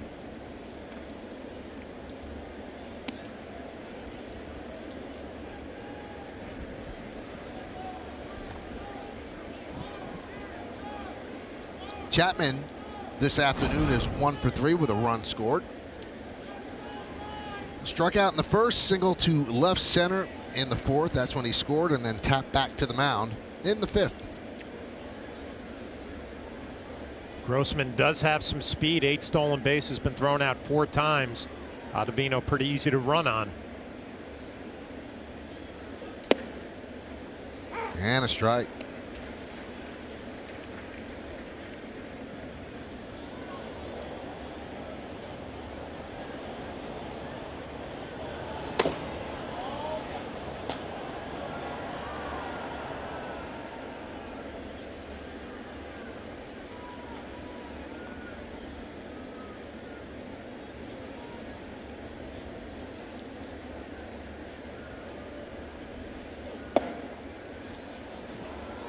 One and one.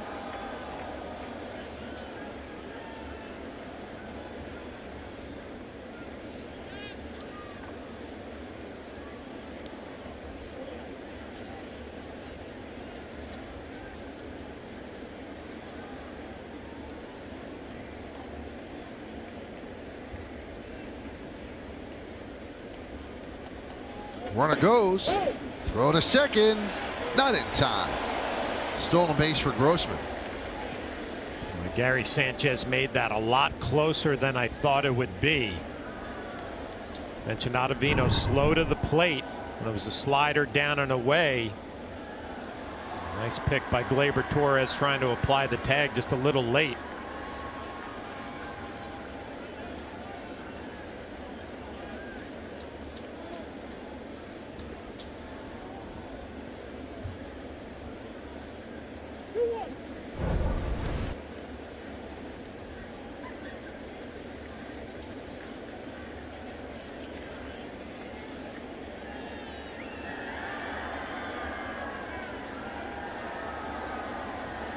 Chasing Grossman back. So Grossman now in scoring position. A 2-2 game here in the 7th in the Bronx.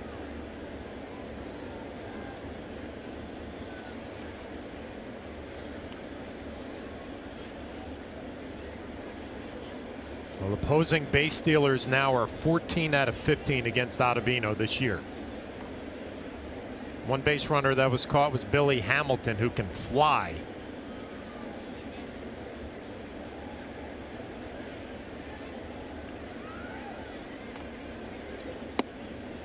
Snap throw to second, and Grossman gets back. And you know the word will be out against Ottavino during a postseason appearance that you can run on him. And a couple of different schools of thought. One is you slide step a little bit more, change your rhythm up. You can do all of those things. I think the most important thing for Ottavino is concentrating on the hitters, knowing that your stuff is good enough, even if there are some stolen bases. Taking another look, it looked like Grossman got back easily.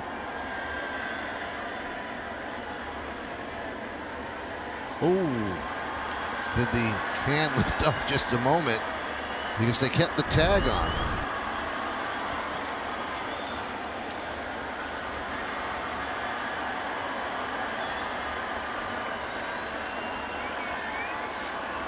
The 2-2. Line down the left field line. It's a fair ball.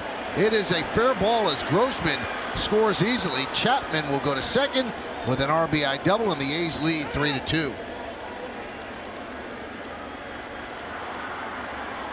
Well, Chapman has been struggling lately, but showing a little life today. His second hit. The only question, would it be fair or foul? And it's an Ottavino slider, not his best.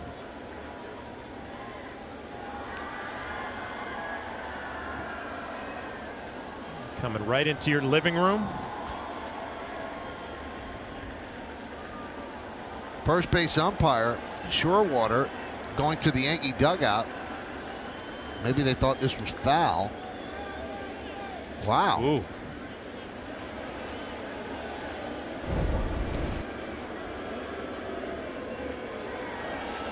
Wow, that's how close it was. Might have caught the edge of the chalk. So an intentional walk issued to Matt Olson. You know what they need down the line? They need what they have in tennis. Tennis, yeah. Yeah.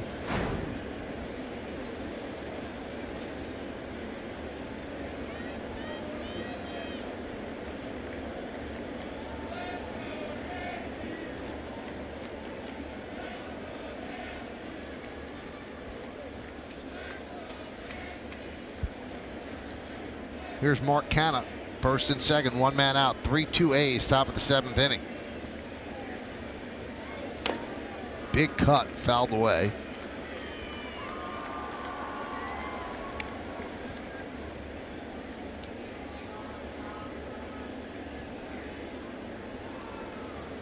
Coming into this game, Ottavino had been money. He had not allowed a run in 30 of his last 32 games since June 16th, so a rare run scored against Ottavino. And the A's looking for more.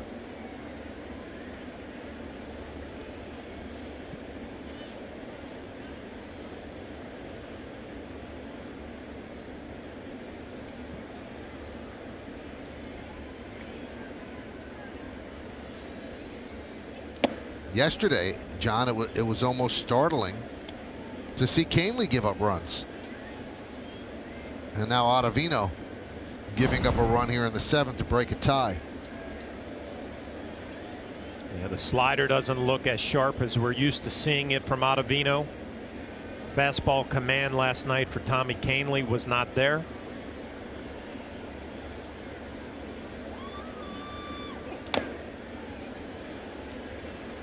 One and two. Canha does not get cheated on his swings.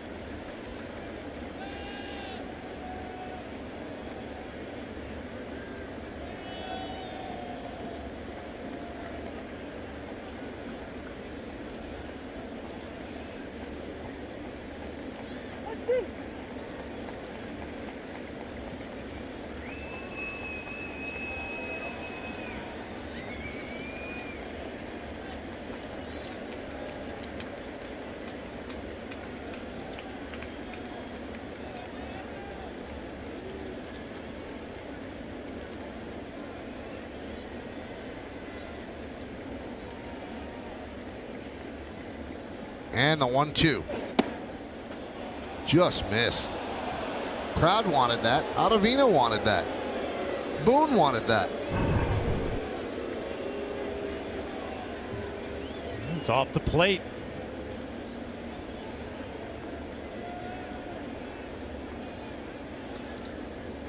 Sanchez trying to steal that call with a quick move of the glove, but Barber not buying.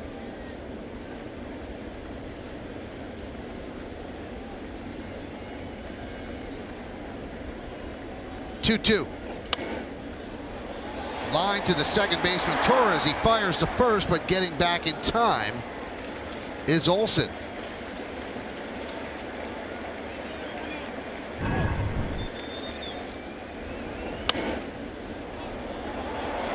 That's one of those balls there, John. If he just drops it, it's an easy double play.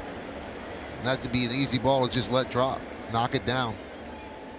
But it's all happening a lot faster on the field. Yeah, your first instinct obviously is to go for the ball, make the play. Possibility of getting Olsen doubled up, but he gets back in there.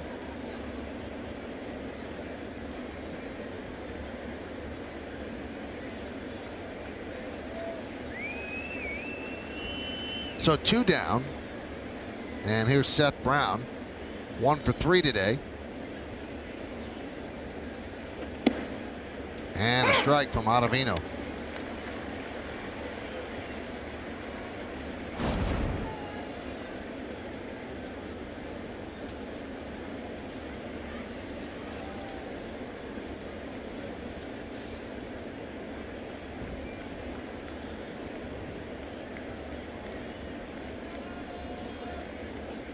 That one gets past Sanchez as the runners move up.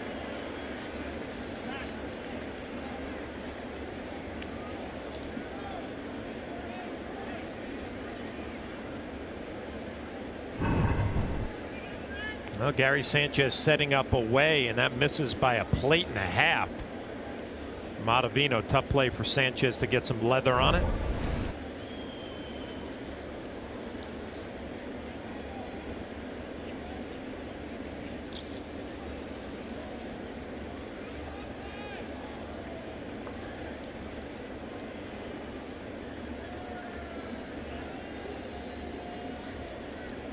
One. 2-1. On deck is Jurickson Profar.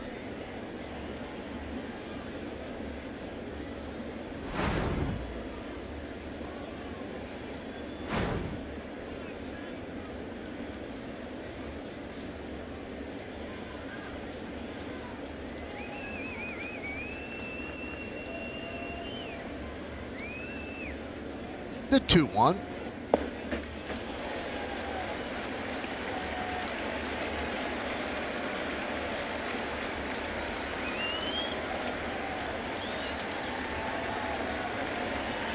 Two balls, 2 strikes, 2 outs, 2 on.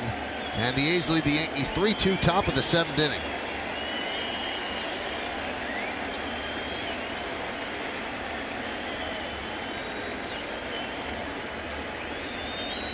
Chapman's at third, Olsen's at second, Brown's at the plate.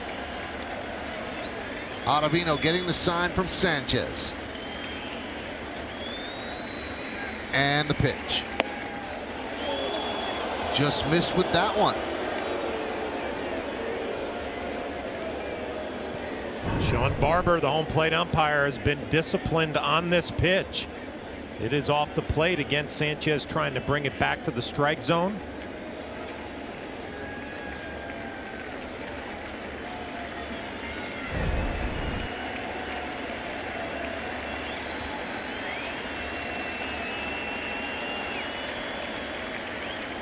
And the payoff. Right in on the thumbs. Fouled into the Yankee dugout.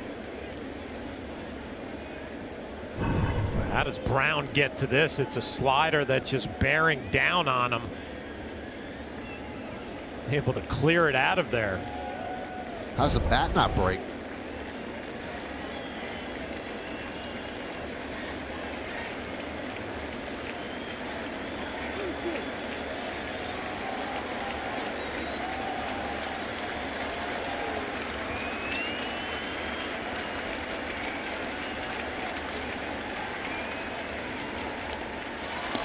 Just got a piece to stay alive.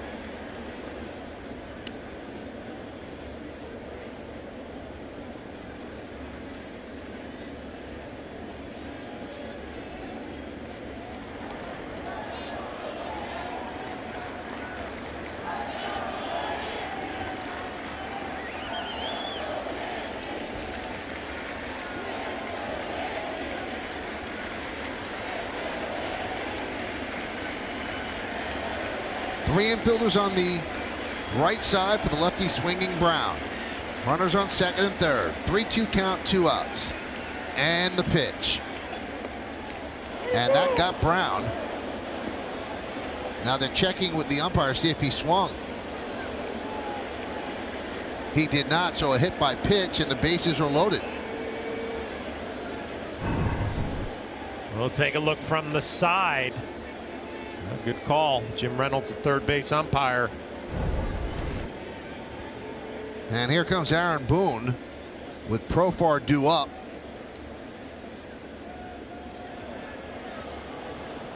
And they're going to go to the bullpen. It'll be Canely with his changeup against Profar. Bases loaded, 2 outs.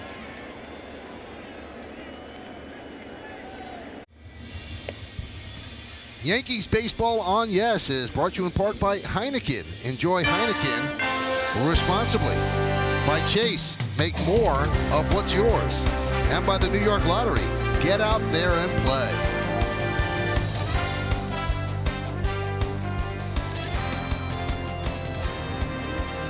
So Ottavino allows 1 run, leaves the bases loaded with 2 outs. And now Canely against Profar. Profar 0 for 2 and was hit by a pitch. So they're trying to keep it right here at 3-2 A's.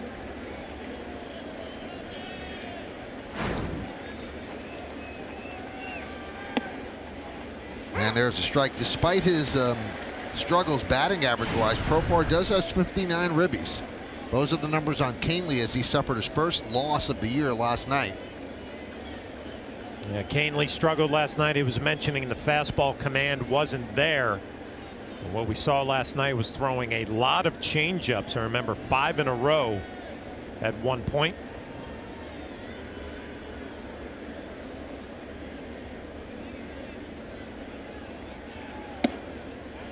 Another strike. 0-2, so quickly ahead of Profar.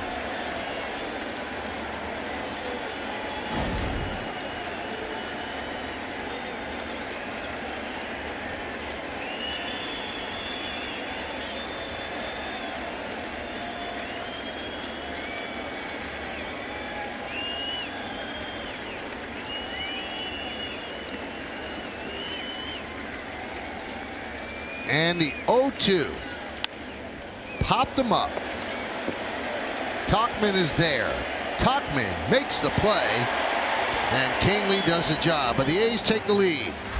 1 run, 2 hits, and the bases are left loaded. The end of 6.5 innings of play. It's time for the 7th inning stretch. The Athletics lead the Yankees 3-2. Book game summary presented by your local Nissan dealer. 3-2. 7 hits for the A's, 4 for the Yankees. Bailey went 5 2/3. Domingo Germán went 5. Olsen, the 2-run home run and a double. Gary Sanchez, 2 solo home runs for the Yankee offense. Brett Gardner will lead off against Blake Trinan, who came in to get the final out of the 6th. And there's a strike.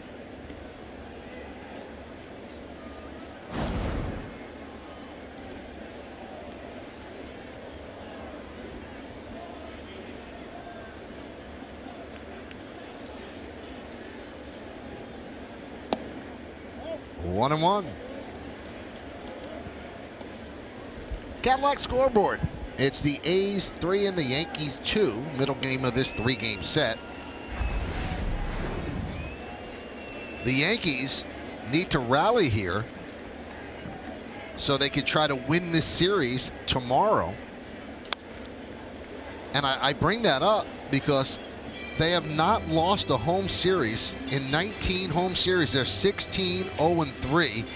And the last time they lost a series here in the Bronx was April 12th, 13th, and 14th against the Chicago White Sox. They have protected home court in a big way, and that's why having the best record in the American League is such an important thing for this team. They're a better team at Yankee Stadium. They play very well on the road, but they are a better team here in the Bronx. And Gardner down on strikes.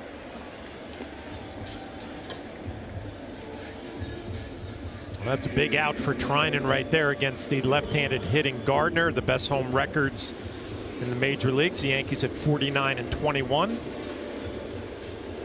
Yeah, 700 ball is a pretty good home record. The Astros are great in Minute Maid as well, and the Dodgers at Chavez Ravine. Now the Cubs, the reason they're even struggling in the Central to overtake the Cardinals is they have a great record at Wrigley Field, but they play just terribly on the road. And before they took 3 in a row against the Mets, they almost seemed like they were unable to win at night on the road.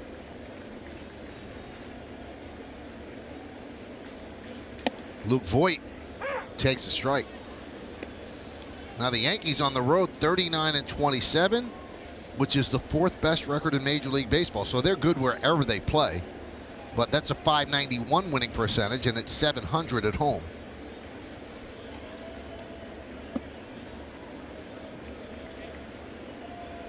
What would you do, John? For home field, would you put your pedal to the metal right to the end, or would you just take your time and get everything in order for the postseason? I mean, obviously, I would think you would keep the pedal to the metal for a few different reasons. Trying to get that home field, and also keeping your guys going, keeping them fresh. I've mentioned it a couple of times. You're going to be getting some new bodies coming back here in September, and you're going to want to get them at bats and try to get your A lineup out there as much as possible to win games. I never like that coming down the stretch and resting people, and then you get to the postseason and you try to crank it up again.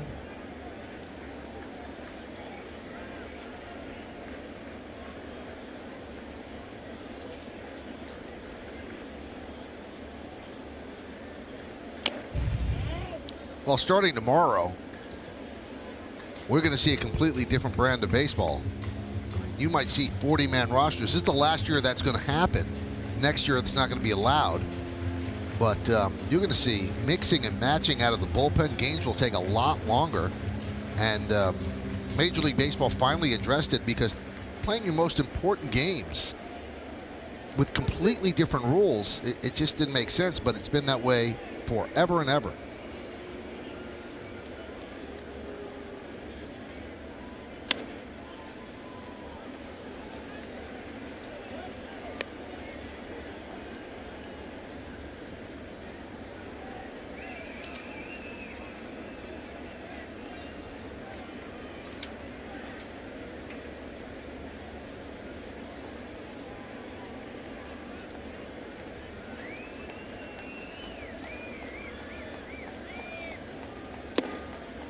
Now, another thing that's different about this month of August is that no waiver deals. So the trade deadline was at the end of July, and there are no waiver deals. Now, people did pick up people that were released, so that's how they added to teams. But you could see it has affected one team that's trying to get a postseason spot. Swing and a miss as Voit down on strikes, and that's the Indians. Indians lost Jose Ramirez, a really important part of their team, and they can't make a deal. They can't get a third baseman from a team that's out of it that might want to get a minor league pick or something like that. They just can't do it, and that's the big fear with this new rule that, forget about a Justin Verlander trade. There are teams that will lose people due to injuries, and they can't replace them.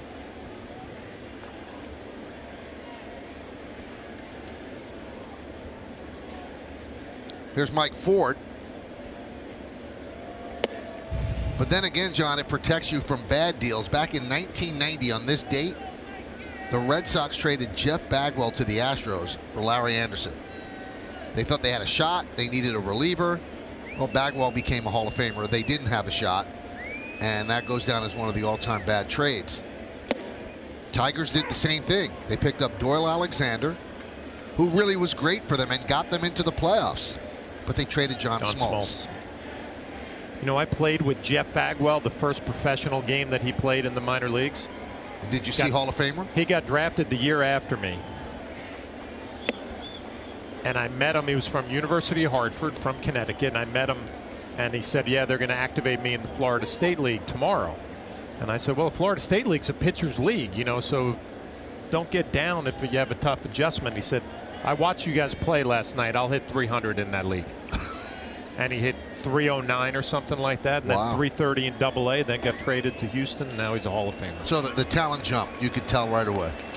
Well, he hit the ball so hard, but he wasn't the guy that you saw in the big leagues, because he had so much top spin on everything that he hit a bunch of doubles, and all when he learned how to get backspin is when all those home runs came. Double barrel action in the A's bullpen.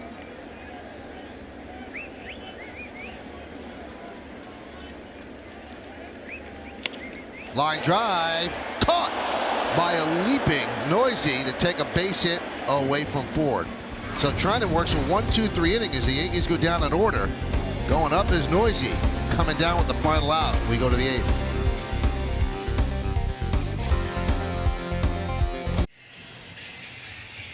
take a look at the Coors Light refreshing finish, the finish of the bottom of the 7th, John.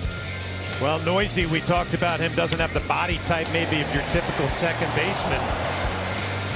Showing some ups right there, able to make that play, rob Ford of a base hit.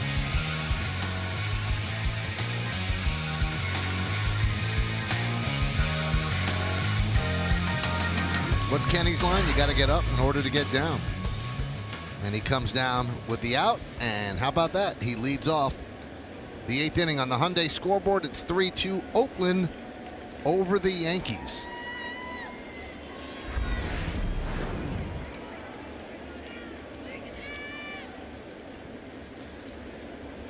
Noisy is 0 for 3 with 2 strikeouts. Zach Britton, a new Yankee pitcher. First one gets past Sanchez, 1-0.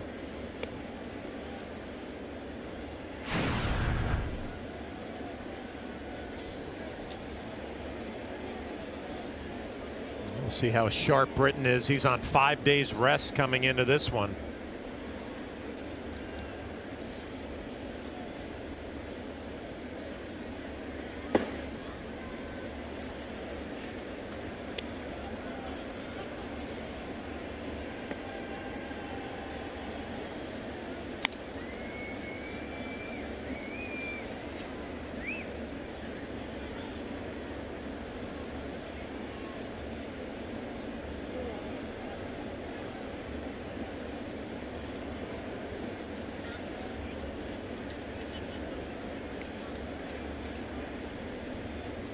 The 1-1. 1-2.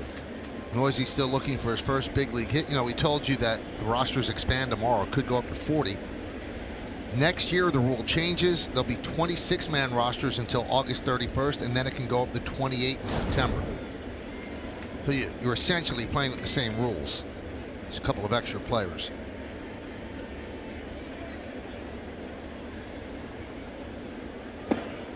Two and two. Kind of torn on that, Michael. How come? Well, I mean, I understand it, and I appreciate it. You're playing with a 28-man roster in September when the games are the most important, but the player rep in me enjoyed the September call-ups where minor league players get rewarded for a good year. Strike 3, Noisy down looking. Strikes out for the 3rd time. And they get a month of big league time, a month to show what they can do in the major leagues. So you'll take away a little part of that game. That's true, but you do have an extra job for the first 5 months of the season.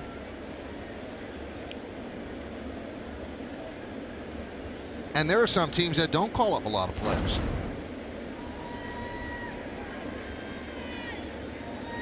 The 26-man roster during the regular season is going to be interesting. Will teams load up on another bullpen arm? Does it go back to where maybe you have 4 bench players? I think they're always going to err on the side of another pitcher. With the way the game is today.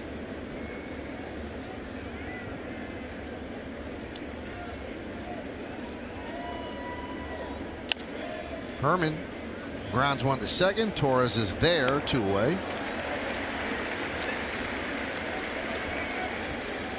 Well, fans, subscribe to Yes's Yankees download and get exclusive digital Yankees content each week, including the latest Buzz in the Bronx episode. So sign up today at yesnetwork.com/subscribe.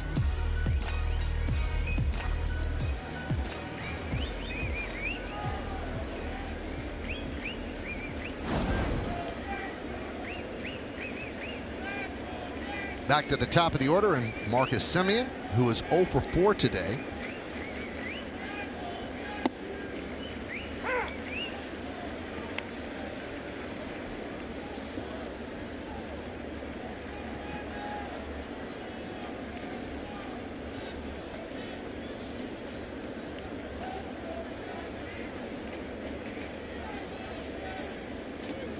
Now, James Smythe informs us that there hasn't been a set rule yet, but it appears that they're going to put a 13 hitters, 13 pitchers limit in for next year, so that would expand the bench to 4. Both the Yankees and the A's in this game have a 3-man bench, and when you consider that one of the bench players is a backup catcher, you're really dealing with a 2-man bench.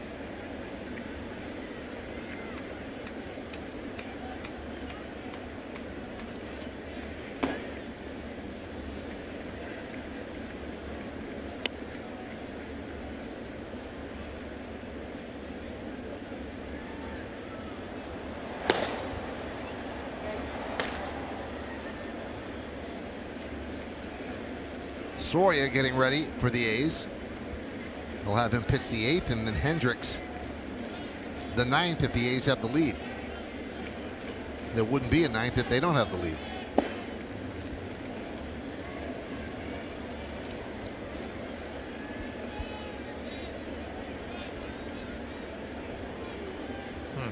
And now Steve Donahue and Aaron Boone quickly out to the mound to check on Zach Britton. Did you see anything? I did not see anything. He's been a little erratic the last couple of pitches.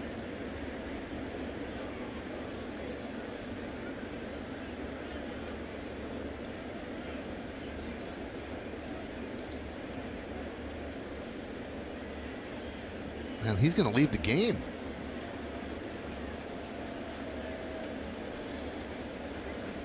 Does it look like he's limping a little? A little limp.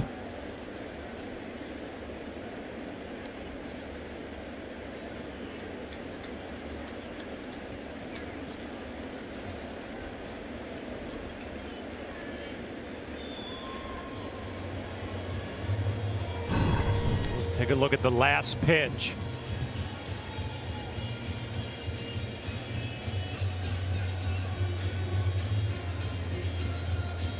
There's definitely something there.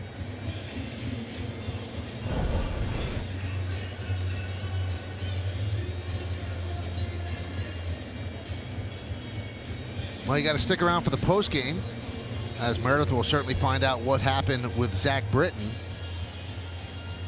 So Aaron Boone is going to go to the bullpen, and the reliever will have as much time as necessary. We'll be back.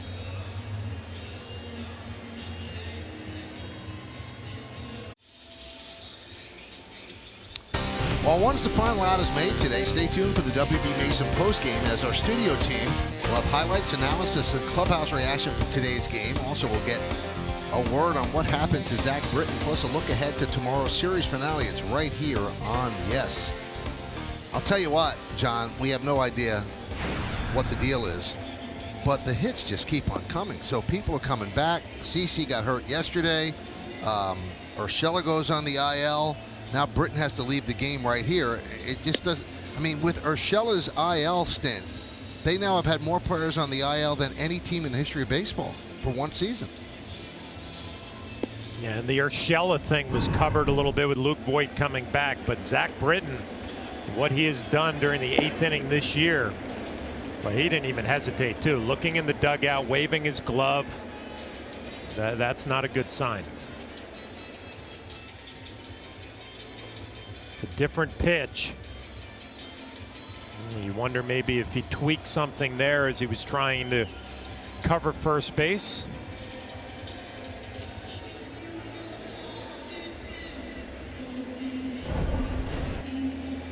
So Chad Green will get as much time as he needs because he's coming in for an injured pitcher, but obviously he's a relief pitcher and warms up very quickly, so this will not be an extensive, lengthy warm-up. So when Urshela went on the IL, that gave the Yankees 29 different players, a single season all-time mark. And really, if they end up winning the World Series, the title of the Blu-ray disc is going to be it's going to be, you know, next man up, because that's what they've lived, that's what they've preached, and they've actually excelled with next man up. It's been an amazing show of resiliency on this team. And nothing seems to slow them down. So a 3-1 count inherited by Green. Semien still at the plate.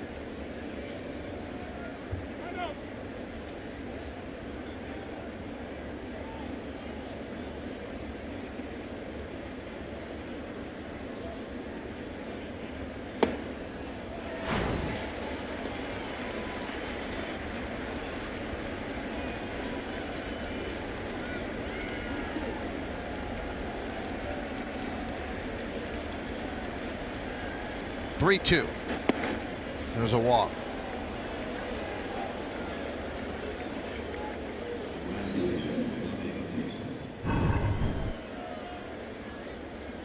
Top of the zone, could have went either way.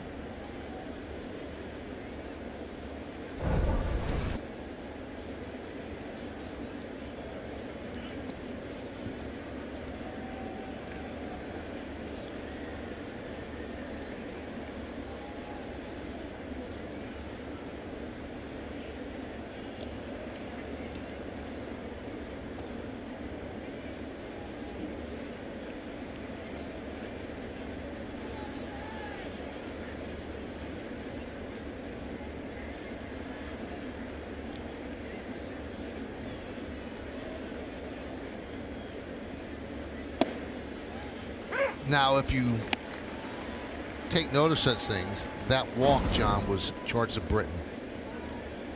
It goes to the previous pitcher if the count is 2-0, 2-1, 3-0, 3-1, or 3-2.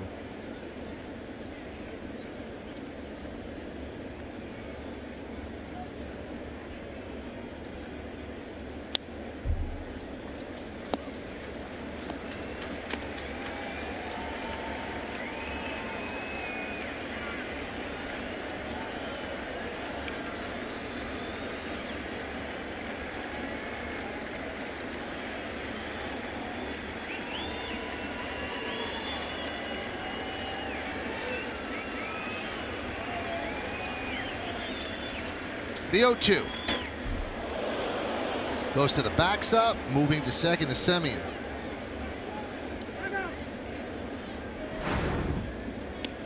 Scored a wild pitch.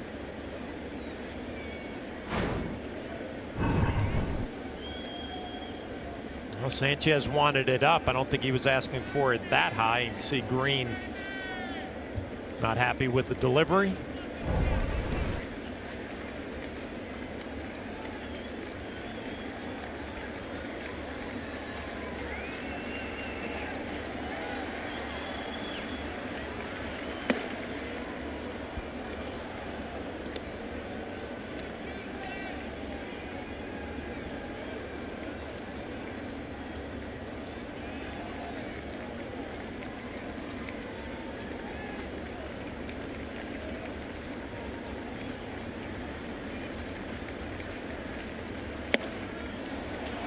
Three and two.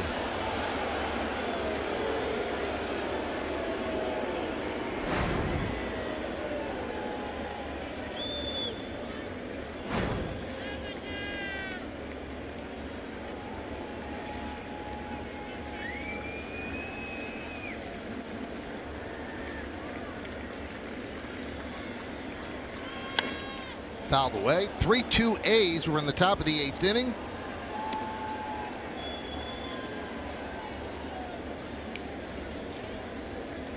Well, this becomes a really big pitch.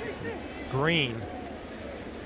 3-2 to Grossman. You have Chapman coming up next, who's swinging the bat a whole lot better today than he has been lately.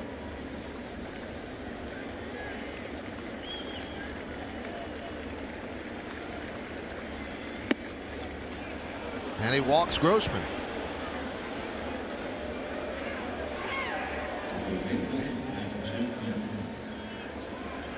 And now here's Matt Chapman, who has been struggling for about a month, but he has 2 hits today. Had a big RBI double in the 7th. He's 2 for 4.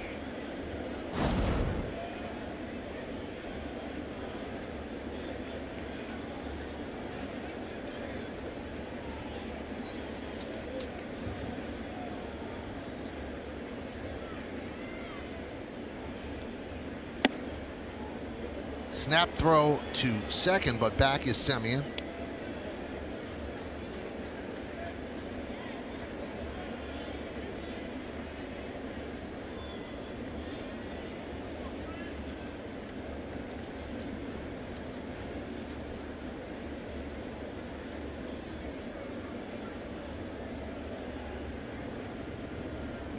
First and second, 2 outs. And the 1-0. 1-1.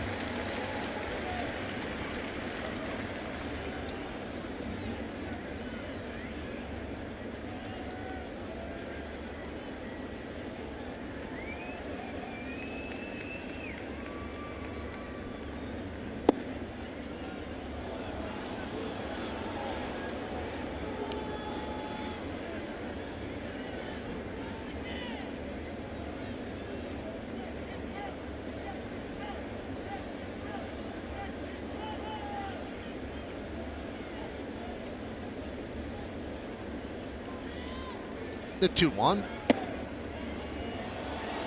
3-1. I wonder if the circumstances of coming in, even though you have as much time to warm up as you need, you were not ready mentally. You did not think you were coming in at that point. All of a sudden you're on the mound, having trouble finding the strike zone. 3-2 as he dialed it up to 97. Yeah, big pitch right there for Green, able to get it by Chapman in a fastball count.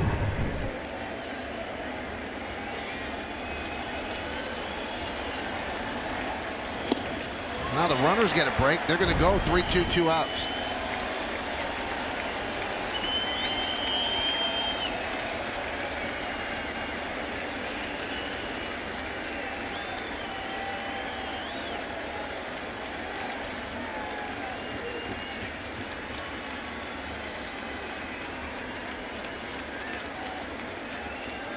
And the pitch. Another walk. 3 straight walks to load the bases with 2 outs.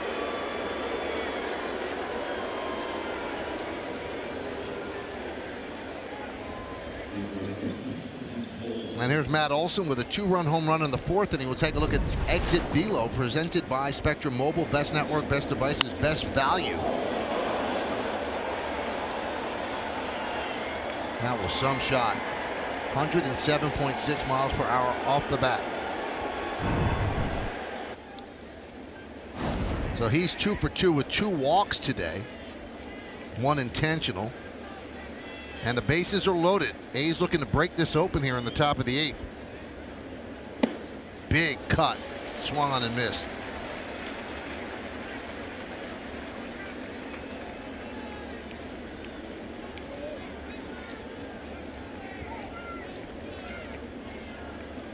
They're saying that Britton left with right calf cramping, and there were no tests scheduled. Great news. 0-2. If you're Chad Green, you stay up there the way Olson presents his bat and where his hands are. You can beat him up in the zone with velocity.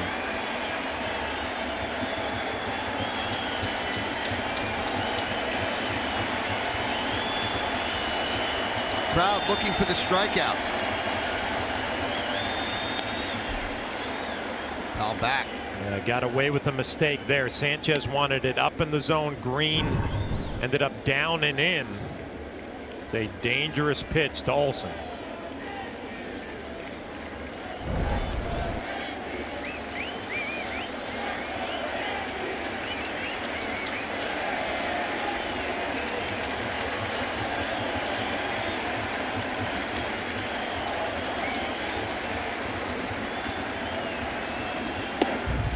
One and 2.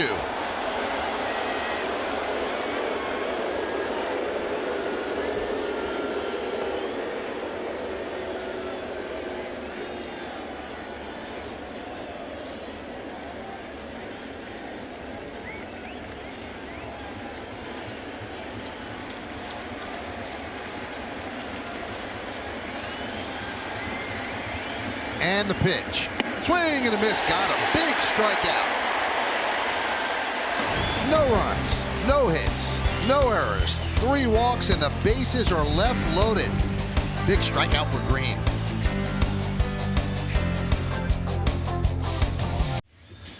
What a big strikeout by Chad Green. It just changes the tenor of the final 2 at-bats for the Yankees. Hyundai scoreboard 3-2. If you give something up there, John, all of a sudden you just get a different feel and you take a lot of pressure off the A's bullpen. Yeah, and the story of the year for the A's has been bullpen trouble. And we'll take a look at the final pitch. Green finally got it where he wanted it, elevating it to Olson. You see the half swing. And the reaction from Green coming off the mound. Joakim Soria takes over for the A's, and he deals outside.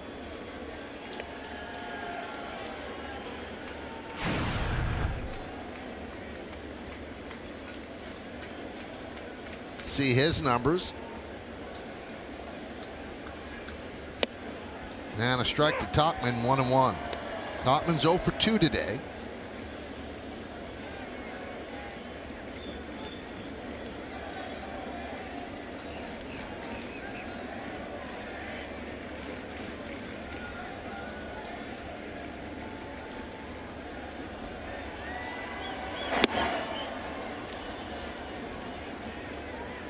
The ERA is elevated for Soria, but he has pitched better since June 15th.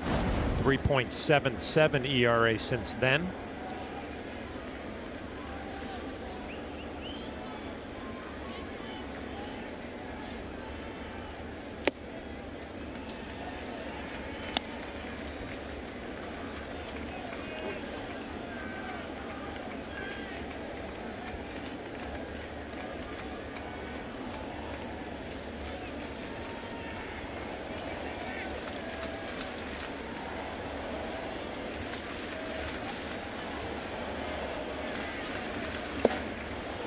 Swing and a miss. Tauchman down on strikes.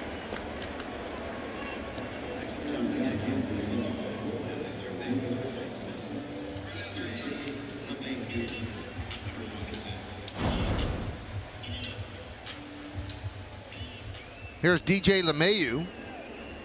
The Yankee offense today is pretty much Gary Sanchez. A solo home run in the second and the fifth. They have 2 other hits. And both of those hits were singles.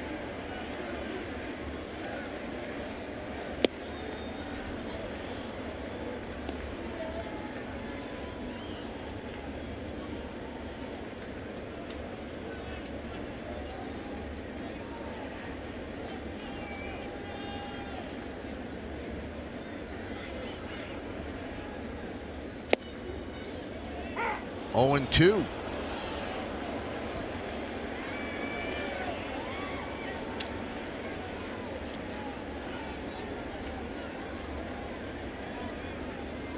Soria in his 12th big league seasons, he's pitched for a lot of teams. Royals, Rangers, Tigers, Pirates, Royals again, White Sox, Brewers, and the A's. Signed a 2-year, $15 million deal in December with the A's. Chapman getting ready for the Yanks.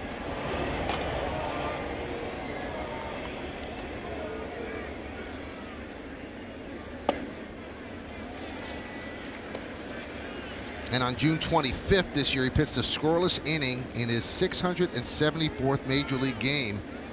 And that broke a tie with Dennis Reyes for the most ever by a Mexican-born pitcher.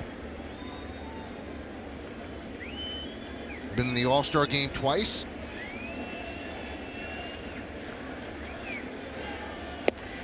Swing and a miss. LeMahieu down on strikes. Where the A's have just pounded LeMahieu out over the plate. Ball usually with 2 strikes. We see LeMahieu going the other way, but maybe pulling off just a little bit this afternoon.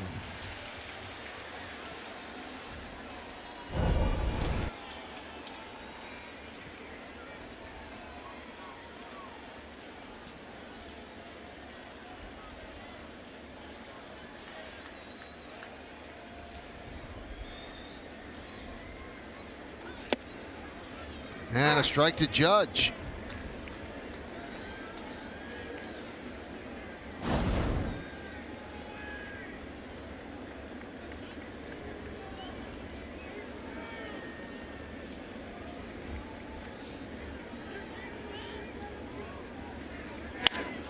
Driven deep to right field. Going back, Grossman. Trap. Wall. See ya. Into the second deck the other way. And the game is tied at 3.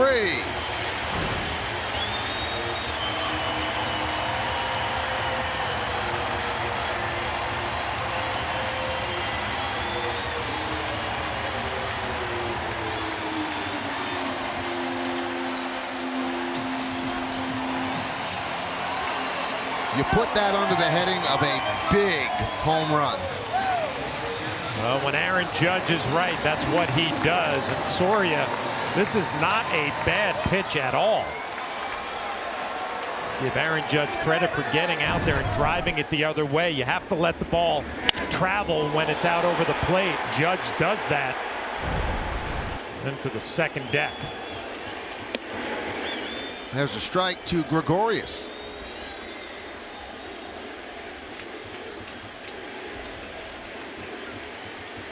Judge's first pulled home run of the year was against Soria in Oakland. He now has 19 on the season. Ripped down the right field line. It is a foul ball.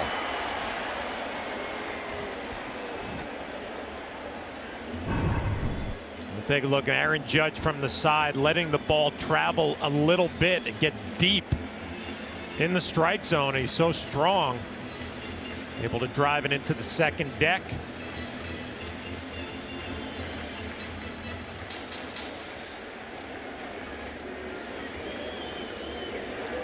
Second deck the other way. Massive power.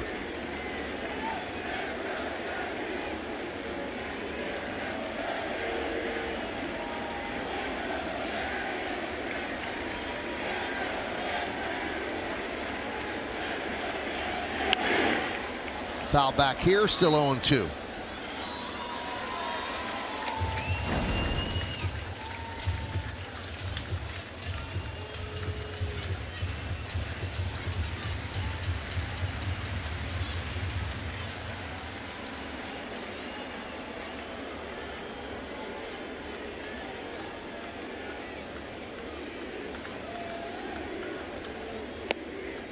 Missed outside, 1-2.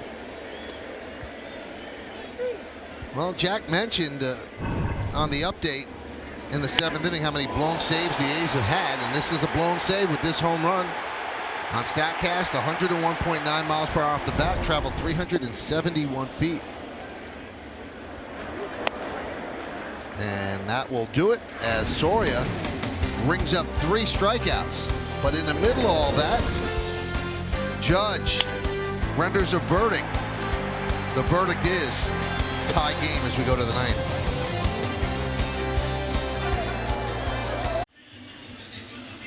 All right, we have a tie game here at Yankee Stadium as we go to the 9th inning on Labor Day weekend. Beautiful Saturday, a crowd of 44,462. And Aroldis Chapman is going to pitch the 9th inning. And it'll be his 55th game of the year, 77 strikeouts and 51 2/3. And really the big difference, last year he employed the slider. This year, it's such a weapon for him, John. Yeah, it is. He's a 2-pitch guy now, so you can't just sit on velocity in the upper 90s. You got to respect the breaking ball.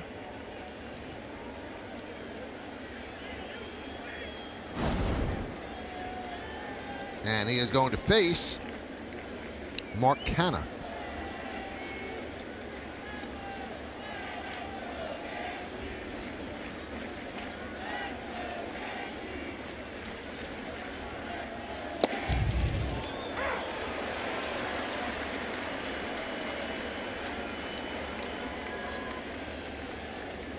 Trevino and Hendricks up.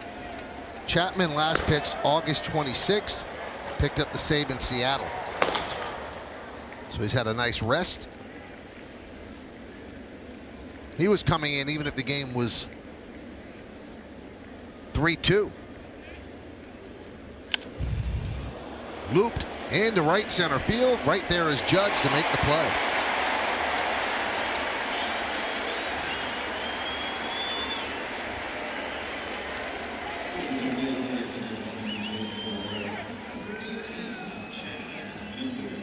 Chad Pinder will pinch hit for Seth Brown.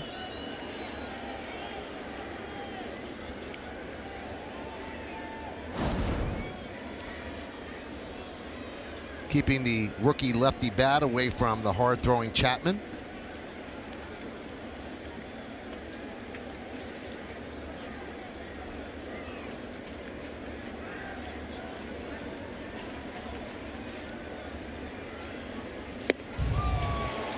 Miles an hour right by him. Ball jumping out of Chapman's hand the last 10 appearances. 9 for 9 in saves, only 3 walks and 18 strikeouts. And the shadow's not a big deal right now, but not easy to deal with as well for the A's.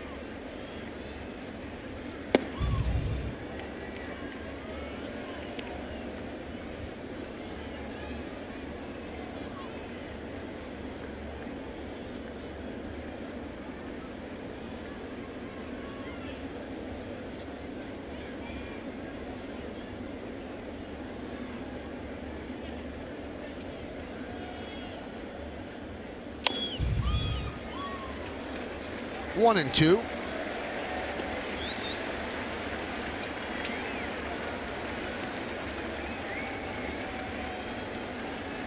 Three runs on 7 hits for the A's and 3 runs on 5 hits for the Yankees.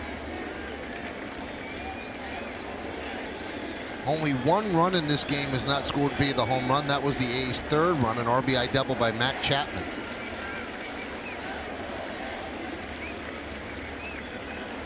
Swinging and a miss, got him. 102 miles an hour. Man, Michael, you talked about the slider being a weapon, but the way Chapman looks in these first 2 outs, he's feeling good about number 1, the fastball. Out over the plate right by Pinder.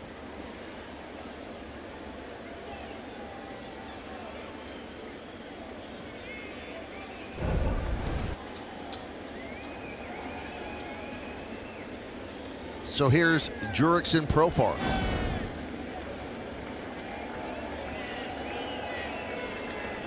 The 102 is his 4th fastest pitch all season.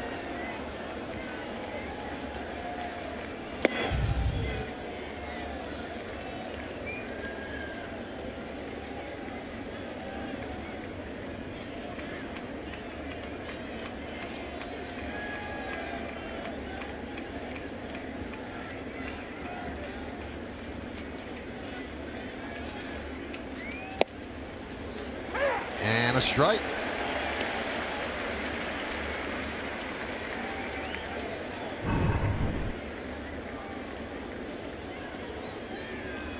And it was. Took the outside corner. Barber with the call.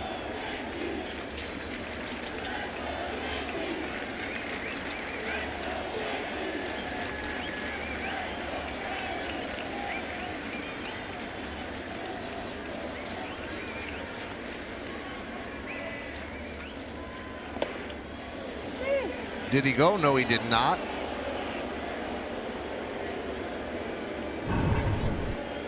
Take a look from the side. Profar with the big leg kick. Could have went either way.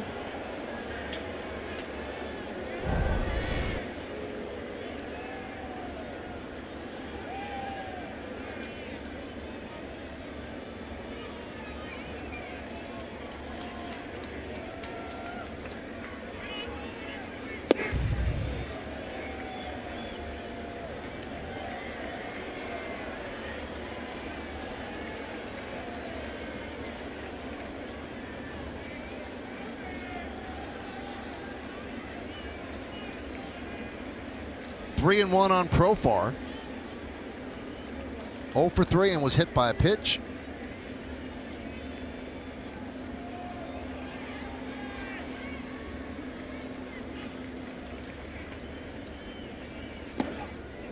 And Profar walks.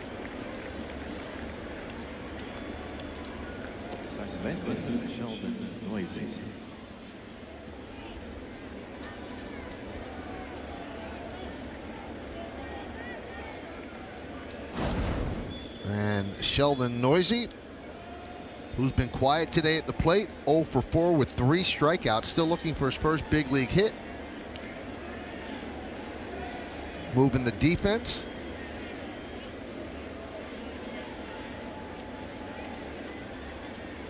See, Bob Melvin's going to send Profar. 7 stolen bases, only been thrown out once.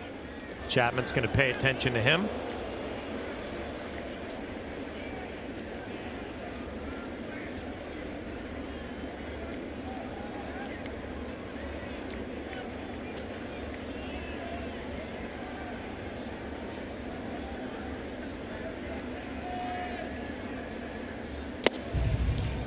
Chapman is the 7th pitcher for the Yankees today.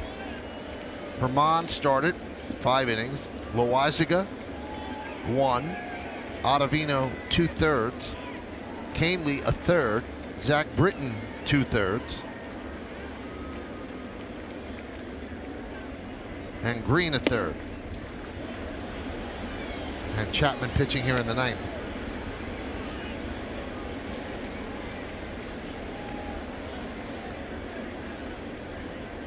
Home run by Judge, the 73rd by the Yankees this month, extending their record. The previous record 58, so they shattered it by 15 home runs.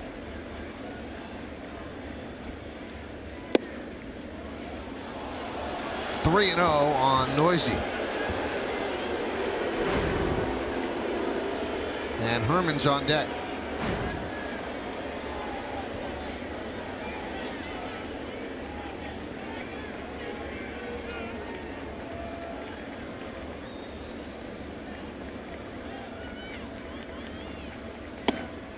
And a strike, laid it right in there. 3-0 slider for a strike. So not giving in to Noisy.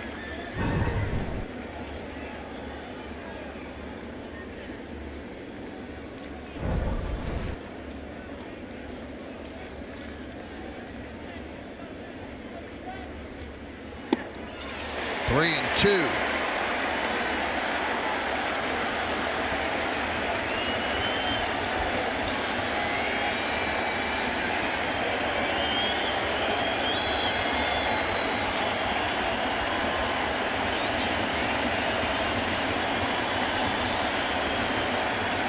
Profar will go. And a walk. So 2 straight walks with 2 outs. And now the go-ahead runs in scoring position.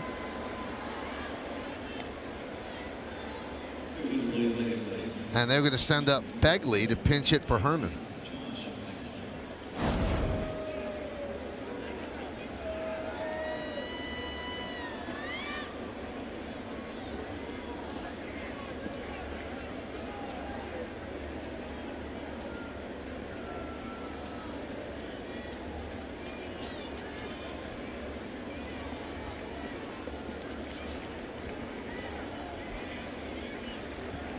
So Sanchez goes out and talks with Chapman.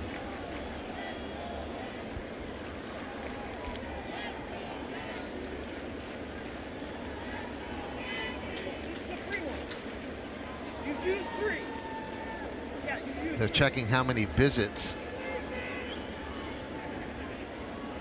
Scoreboard said there's 2 remaining.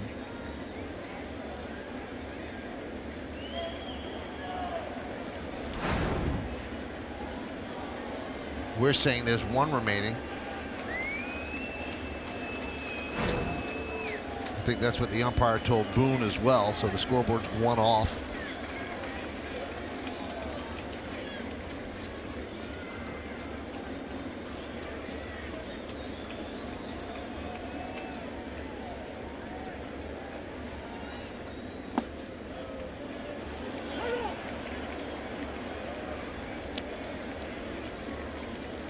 Chapman looks so good. The first 2 batters really attacking with his fastball. Back-to-back walks, going to the slider a lot more.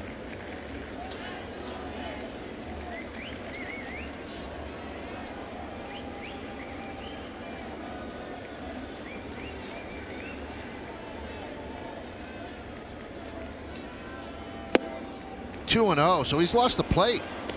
Walks Profar. Walks Noisy, and now 2-0 on the pinch hitter Fegley, and you've got the dangerous Semien on deck.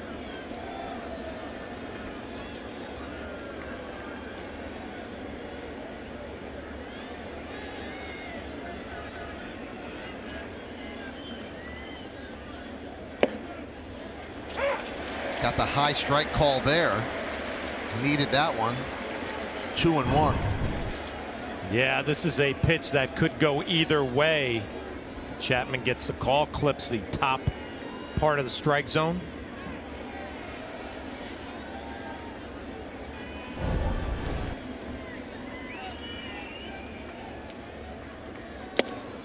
Doesn't clip it there. Now it's 3-1.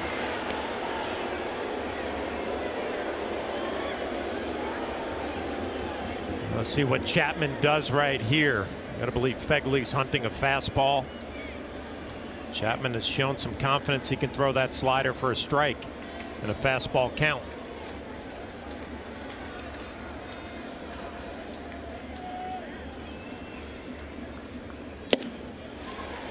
Again, he clipped that up and away corner. It's 3-2. The runners will go with 2 outs here in the 9th. A 3-3 game.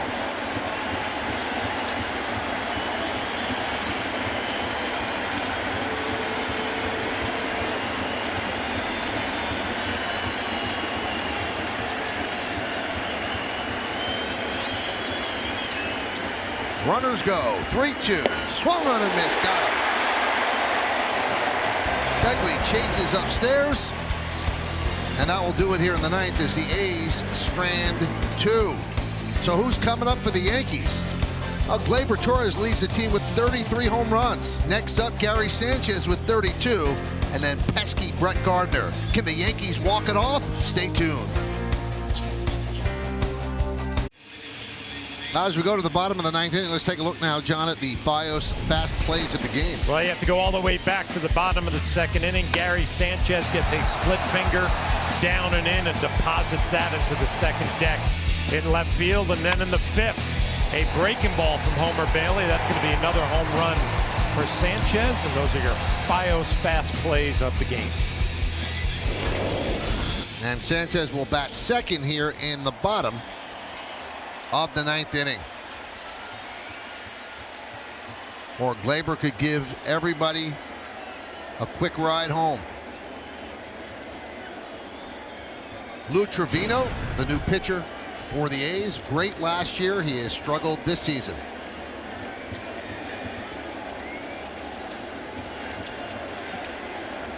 Torres 1 for 3, a dunking double into right field in the 6th.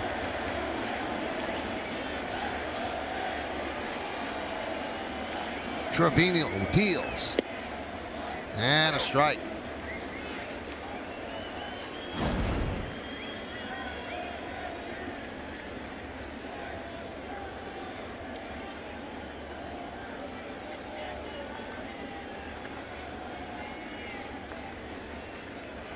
Way outside, 1-1. Well, Trevino got off to a good start this year. His first 25 appearances, everything was fine, but he has struggled since. Pinder in right. Grossman moves from right to left. Torres has had 13 home runs in August. Begley's behind the plate. Pops that one up. One away. And that'll bring up Gary Sanchez.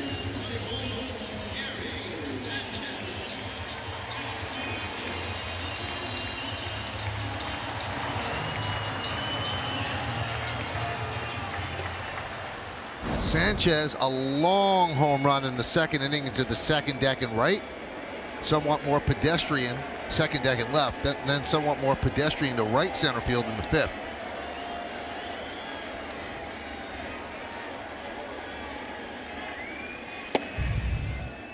And a strike. It's got to be tough to pick up the baseball at this point in the game with the shadows. Corey Guerin up for the Yanks. If there's a 10th.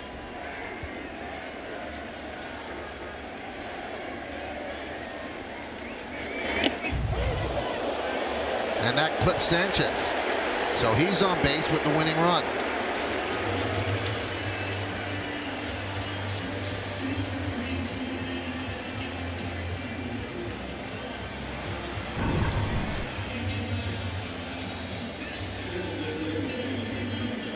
Yep, got the jersey. He does wear a blousy jersey, and that got him on the way by.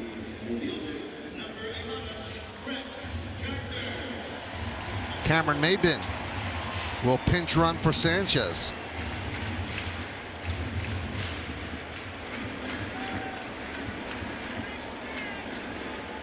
So will the Yankees try to have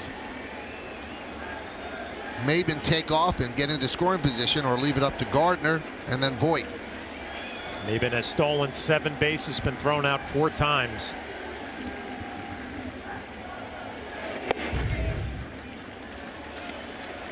One and 0.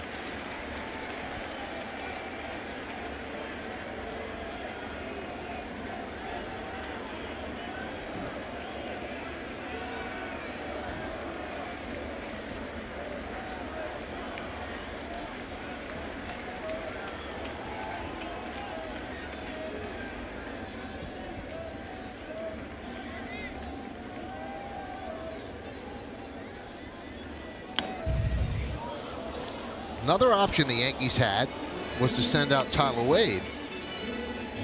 And you wonder who they think is faster. Many people think that Wade might be the fastest guy on the team. But they elect to go with Maybin.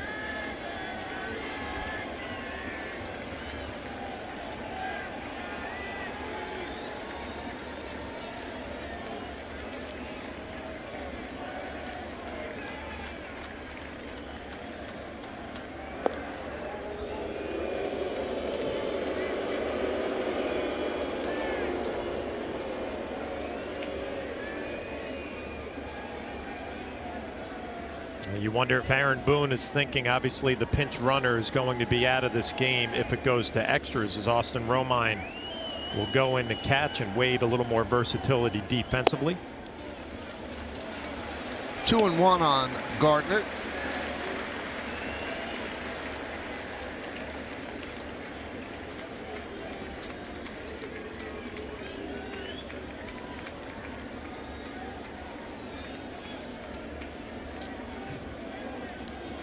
And that leaves Wade as the final Yankee on the bench, other than pitchers. 2-1. Pulled the string there, way out in front, 2-2.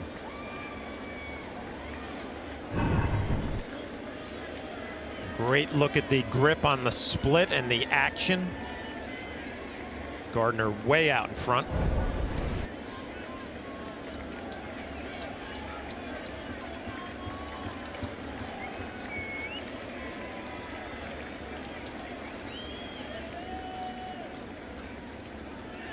Trevino deals. Maben goes. That one is slapped right to third. That'll be inning-ending double play as Chapman fires across, and that will do it. So free baseball, bonus Cantos. We go to the 10th inning, all knotted at 3 in the Bronx.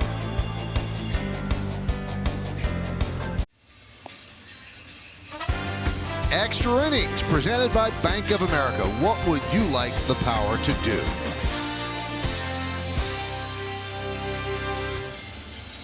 Well, we go to the 10th inning, 3-3 game, and Corey Guerin is the Yankees' 8th pitcher of the day. And Aaron Boone running out of moves. Luis Cessa pitched 2 innings yesterday. Nestor Cortez the same. But if need be, he'd have to go to them if the game goes that much longer. And the only guy left on the bench is Tyler Wade. Maben doubled up as he was going to second on the line drive to Chapman. And Romine takes over behind the plate. Those are Guerin's numbers.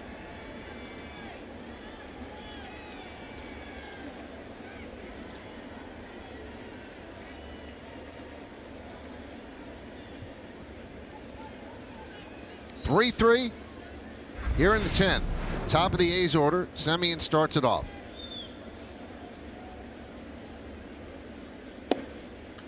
And a strike.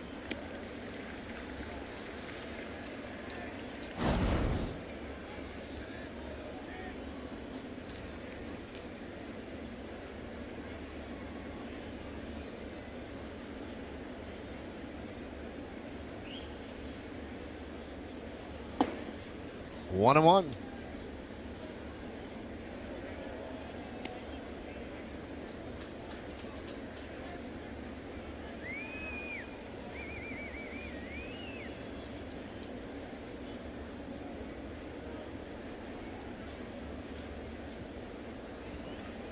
Semien 0 for 4 today with a walk.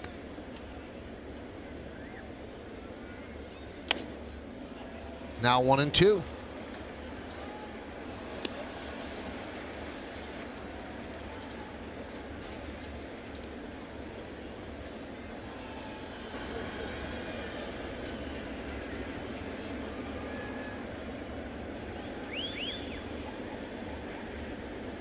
Three infielders on the left side for Semien. Ford alone on the right. Fouled away.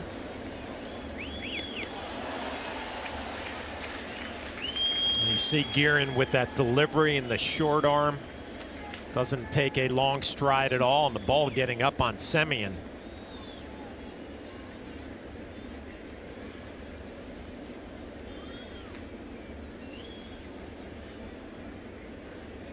1-2. That one is looped right to Torres. One away.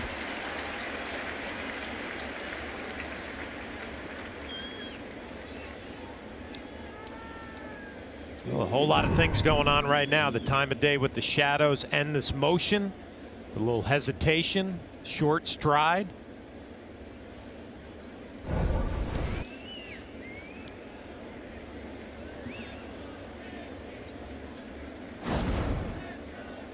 Here's Robbie Grossman. Pitch outside. 1-0.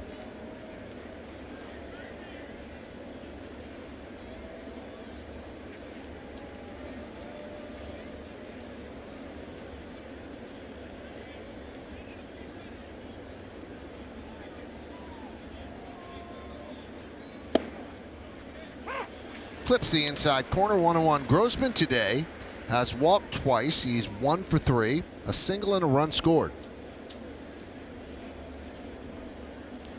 A's have 7 hits. The Yankees have 5.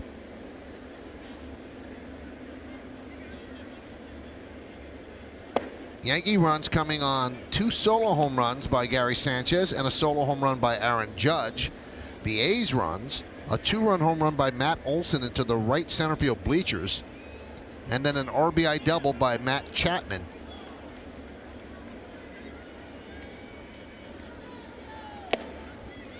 The A's have left a village on base. 1, 2, 4, 7, 10. 15 men left on base over 9 innings. The Yankees, not that much traffic, just 3 runners left on base.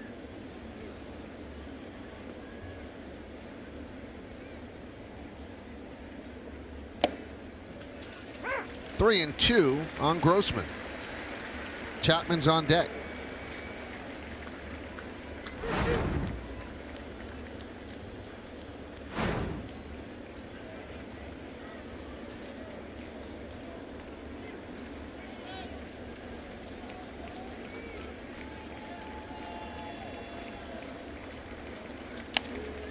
Ground it right to Torres. Over to Ford. 2 away.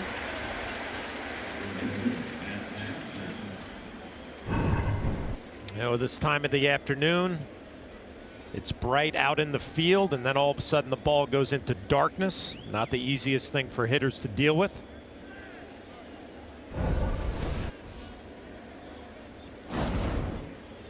So here's Chapman. He is 2 for 4, run scored, ribby, and a walk.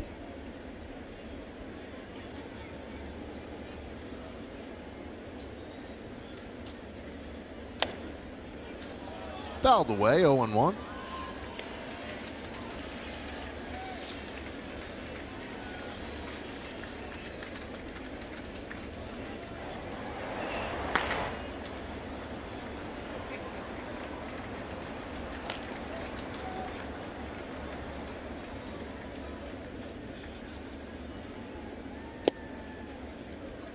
One and one on Chapman. On deck is Olson.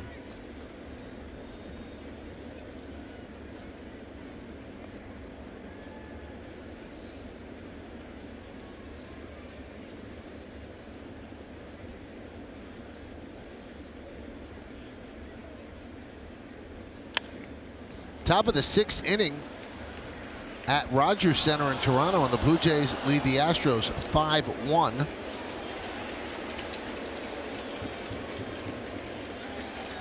The Yankees and the Astros have the same record as the battle for best record in baseball, and they are tied. But if it came down to the same record, the Astros would get the home field because they beat the Yankees in the season series 4-3.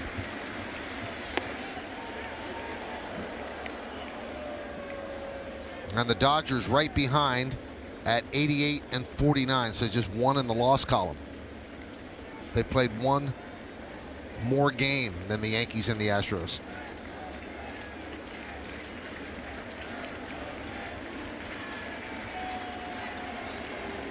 Two. Driven out to right field and deep. Going back is Judge. He's on the track. He's in front of the wall, and he makes the play. Measured it beautifully and recorded the final out of the top of the 10th. As the A's go down in order, Judge used all of his 6'7" frame to haul that in. As we go to the bottom of the 10th inning, all tied at 3.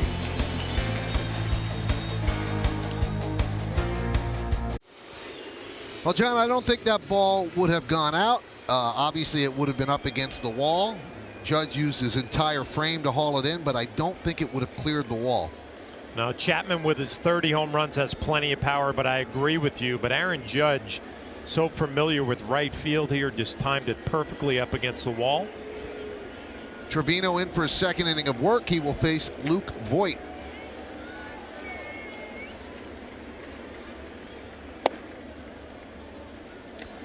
1-0. Here's the catch. You decide. Would that have gone out? Very close. Might have been right off the top of the wall. Would have depended on how it bounced.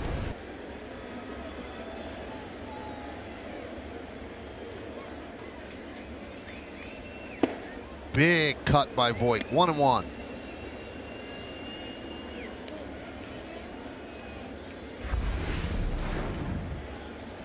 Three game. We are in the 10th.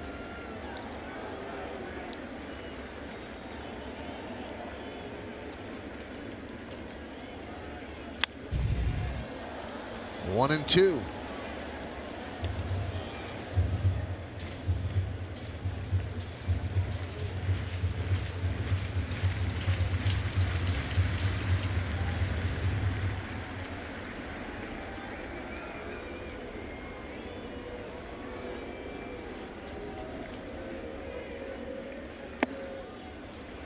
Well, Trevino throwing hard, 97, 98. Well, it's so hard to do if you're Luke Voigt with those 19 home runs, or Ford coming up after him, thinking about one swing of the bat could end this game.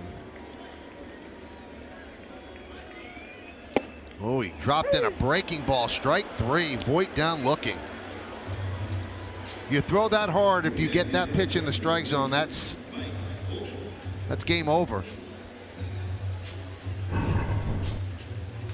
Well, you can see the spin on the breaking ball just locks Luke Voigt up. Voigt has a tough afternoon. 0 for 4, 4 strikeouts. There's Mike Ford.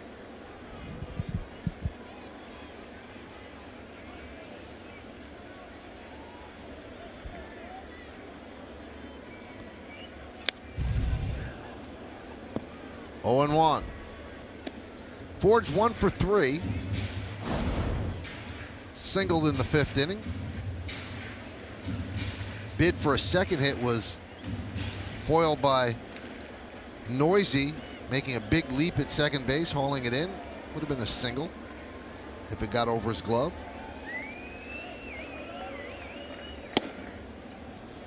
Oh and 2.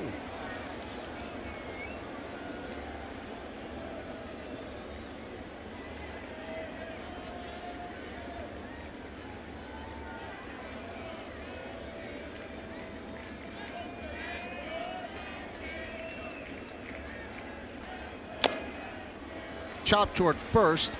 Olsen takes it himself, 2 away.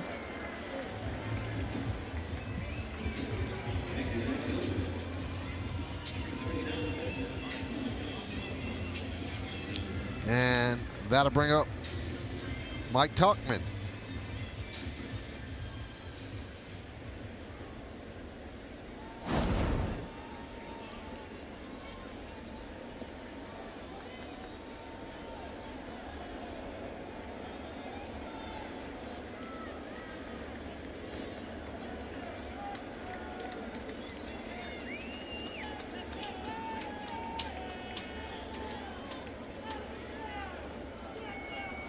Swing and a miss.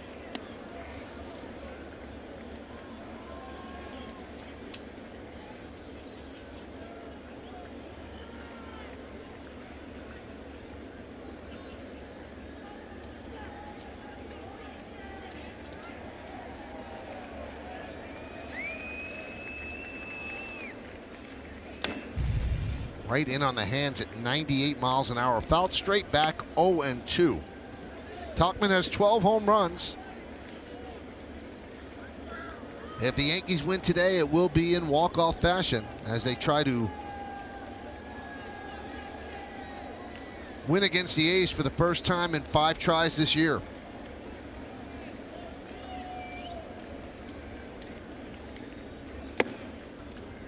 One and 2. A's won 3 games in Oakland on the Yankees West Coast swing, and they won last night 8-2.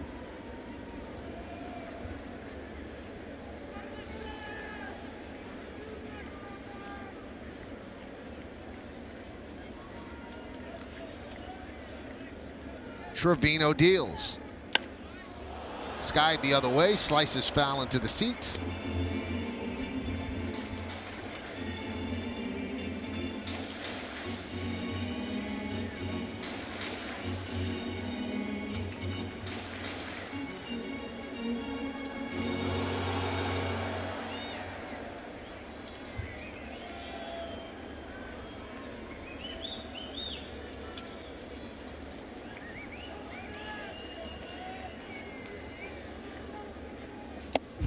Yankees have had 4 walk-off wins this year. On April 21st against Kansas City, a Romine single. May 7th against Seattle, a LeMahieu single. May 17th against Tampa Bay, an Urshela single. And June 26th against Toronto, a Gleyber Torres single.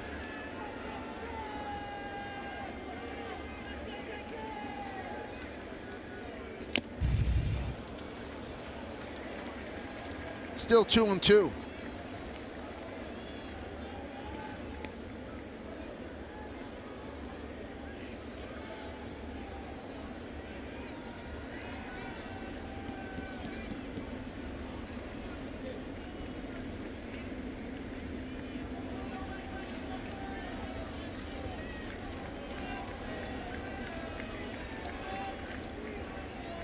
And the pitch. Foul back, do it again.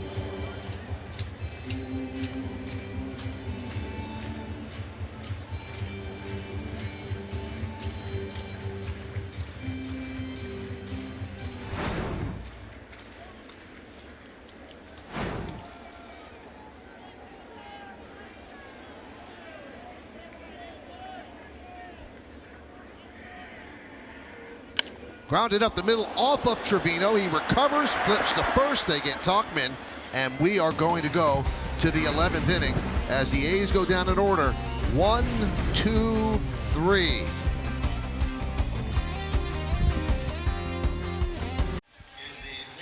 Extra innings presented by Bank of America. What would you like the power to do?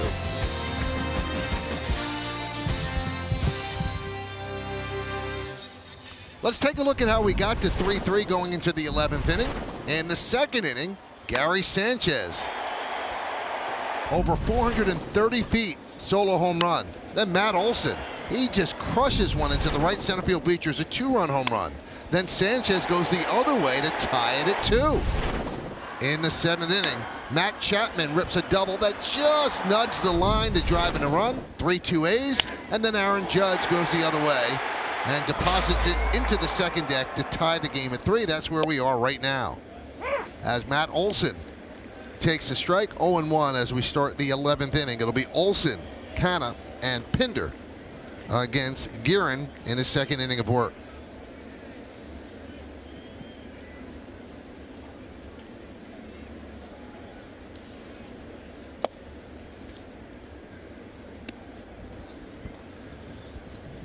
.370 A's, 3-5-0 for the Yankees. Bailey started, 2 outs into the 6th. Domingo Germán finished 5. And you see the other particulars that you just saw. That one is ripped into center field. It's going to dunk in front of Gardner for a base hit for Olson. Yeah, I was worried about that matchup right there for Guerin. We talked about Olson really liking the ball down in the zone. That's generally where Guerin puts it with his two-seam fastball.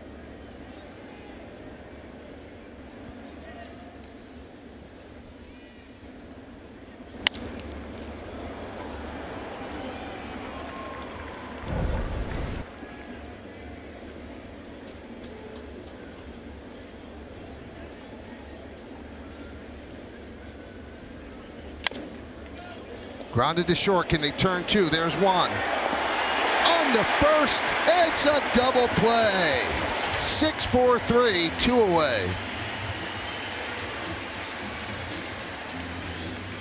Good job by Guerin getting the ground ball, but Didi going to his right got there quickly and got the ball to Gleyber Torres right on time for the easy turn. Off his back leg, spins and delivers.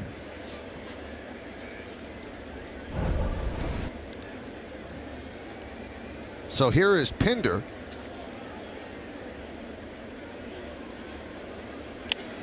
That one's popped up. Shallow right. Torres waves off. Judge makes a smooth play for the final out. No runs a hit. Nobody left. We go to the bottom of the 11th.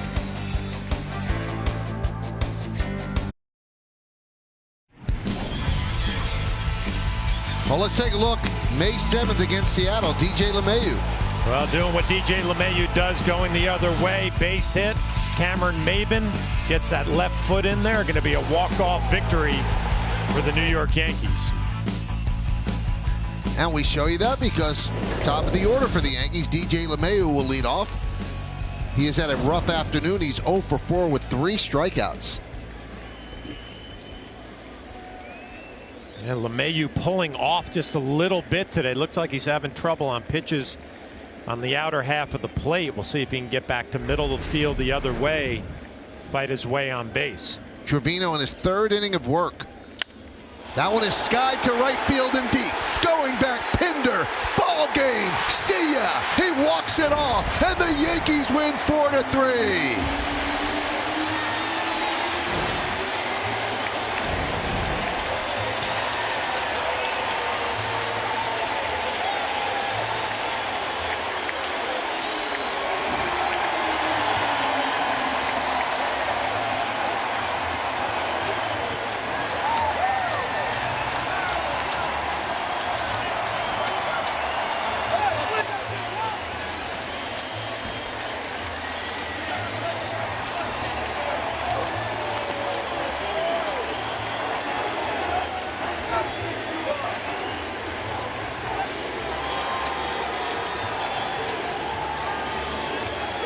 Well, Michael, you mentioned it, LeMahieu having a tough afternoon until that swing of the bat.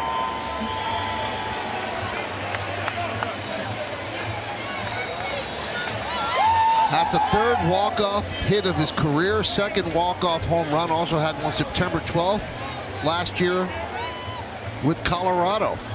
And what a way to pick up your 90th Rookie of the Year, John. Yeah, just getting back to middle of the field the other way. I don't think DJ LeMahieu was thinking about going deep, but obviously he'll take it. The Yankees will take it.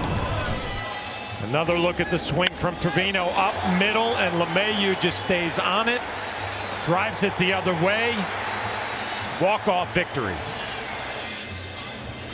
And with this swing, the first time the Yankees have beaten the A's in 5 tries this year, as the Yankees again go 41 games over 500. That ties their season mark, much to the joy of the squad.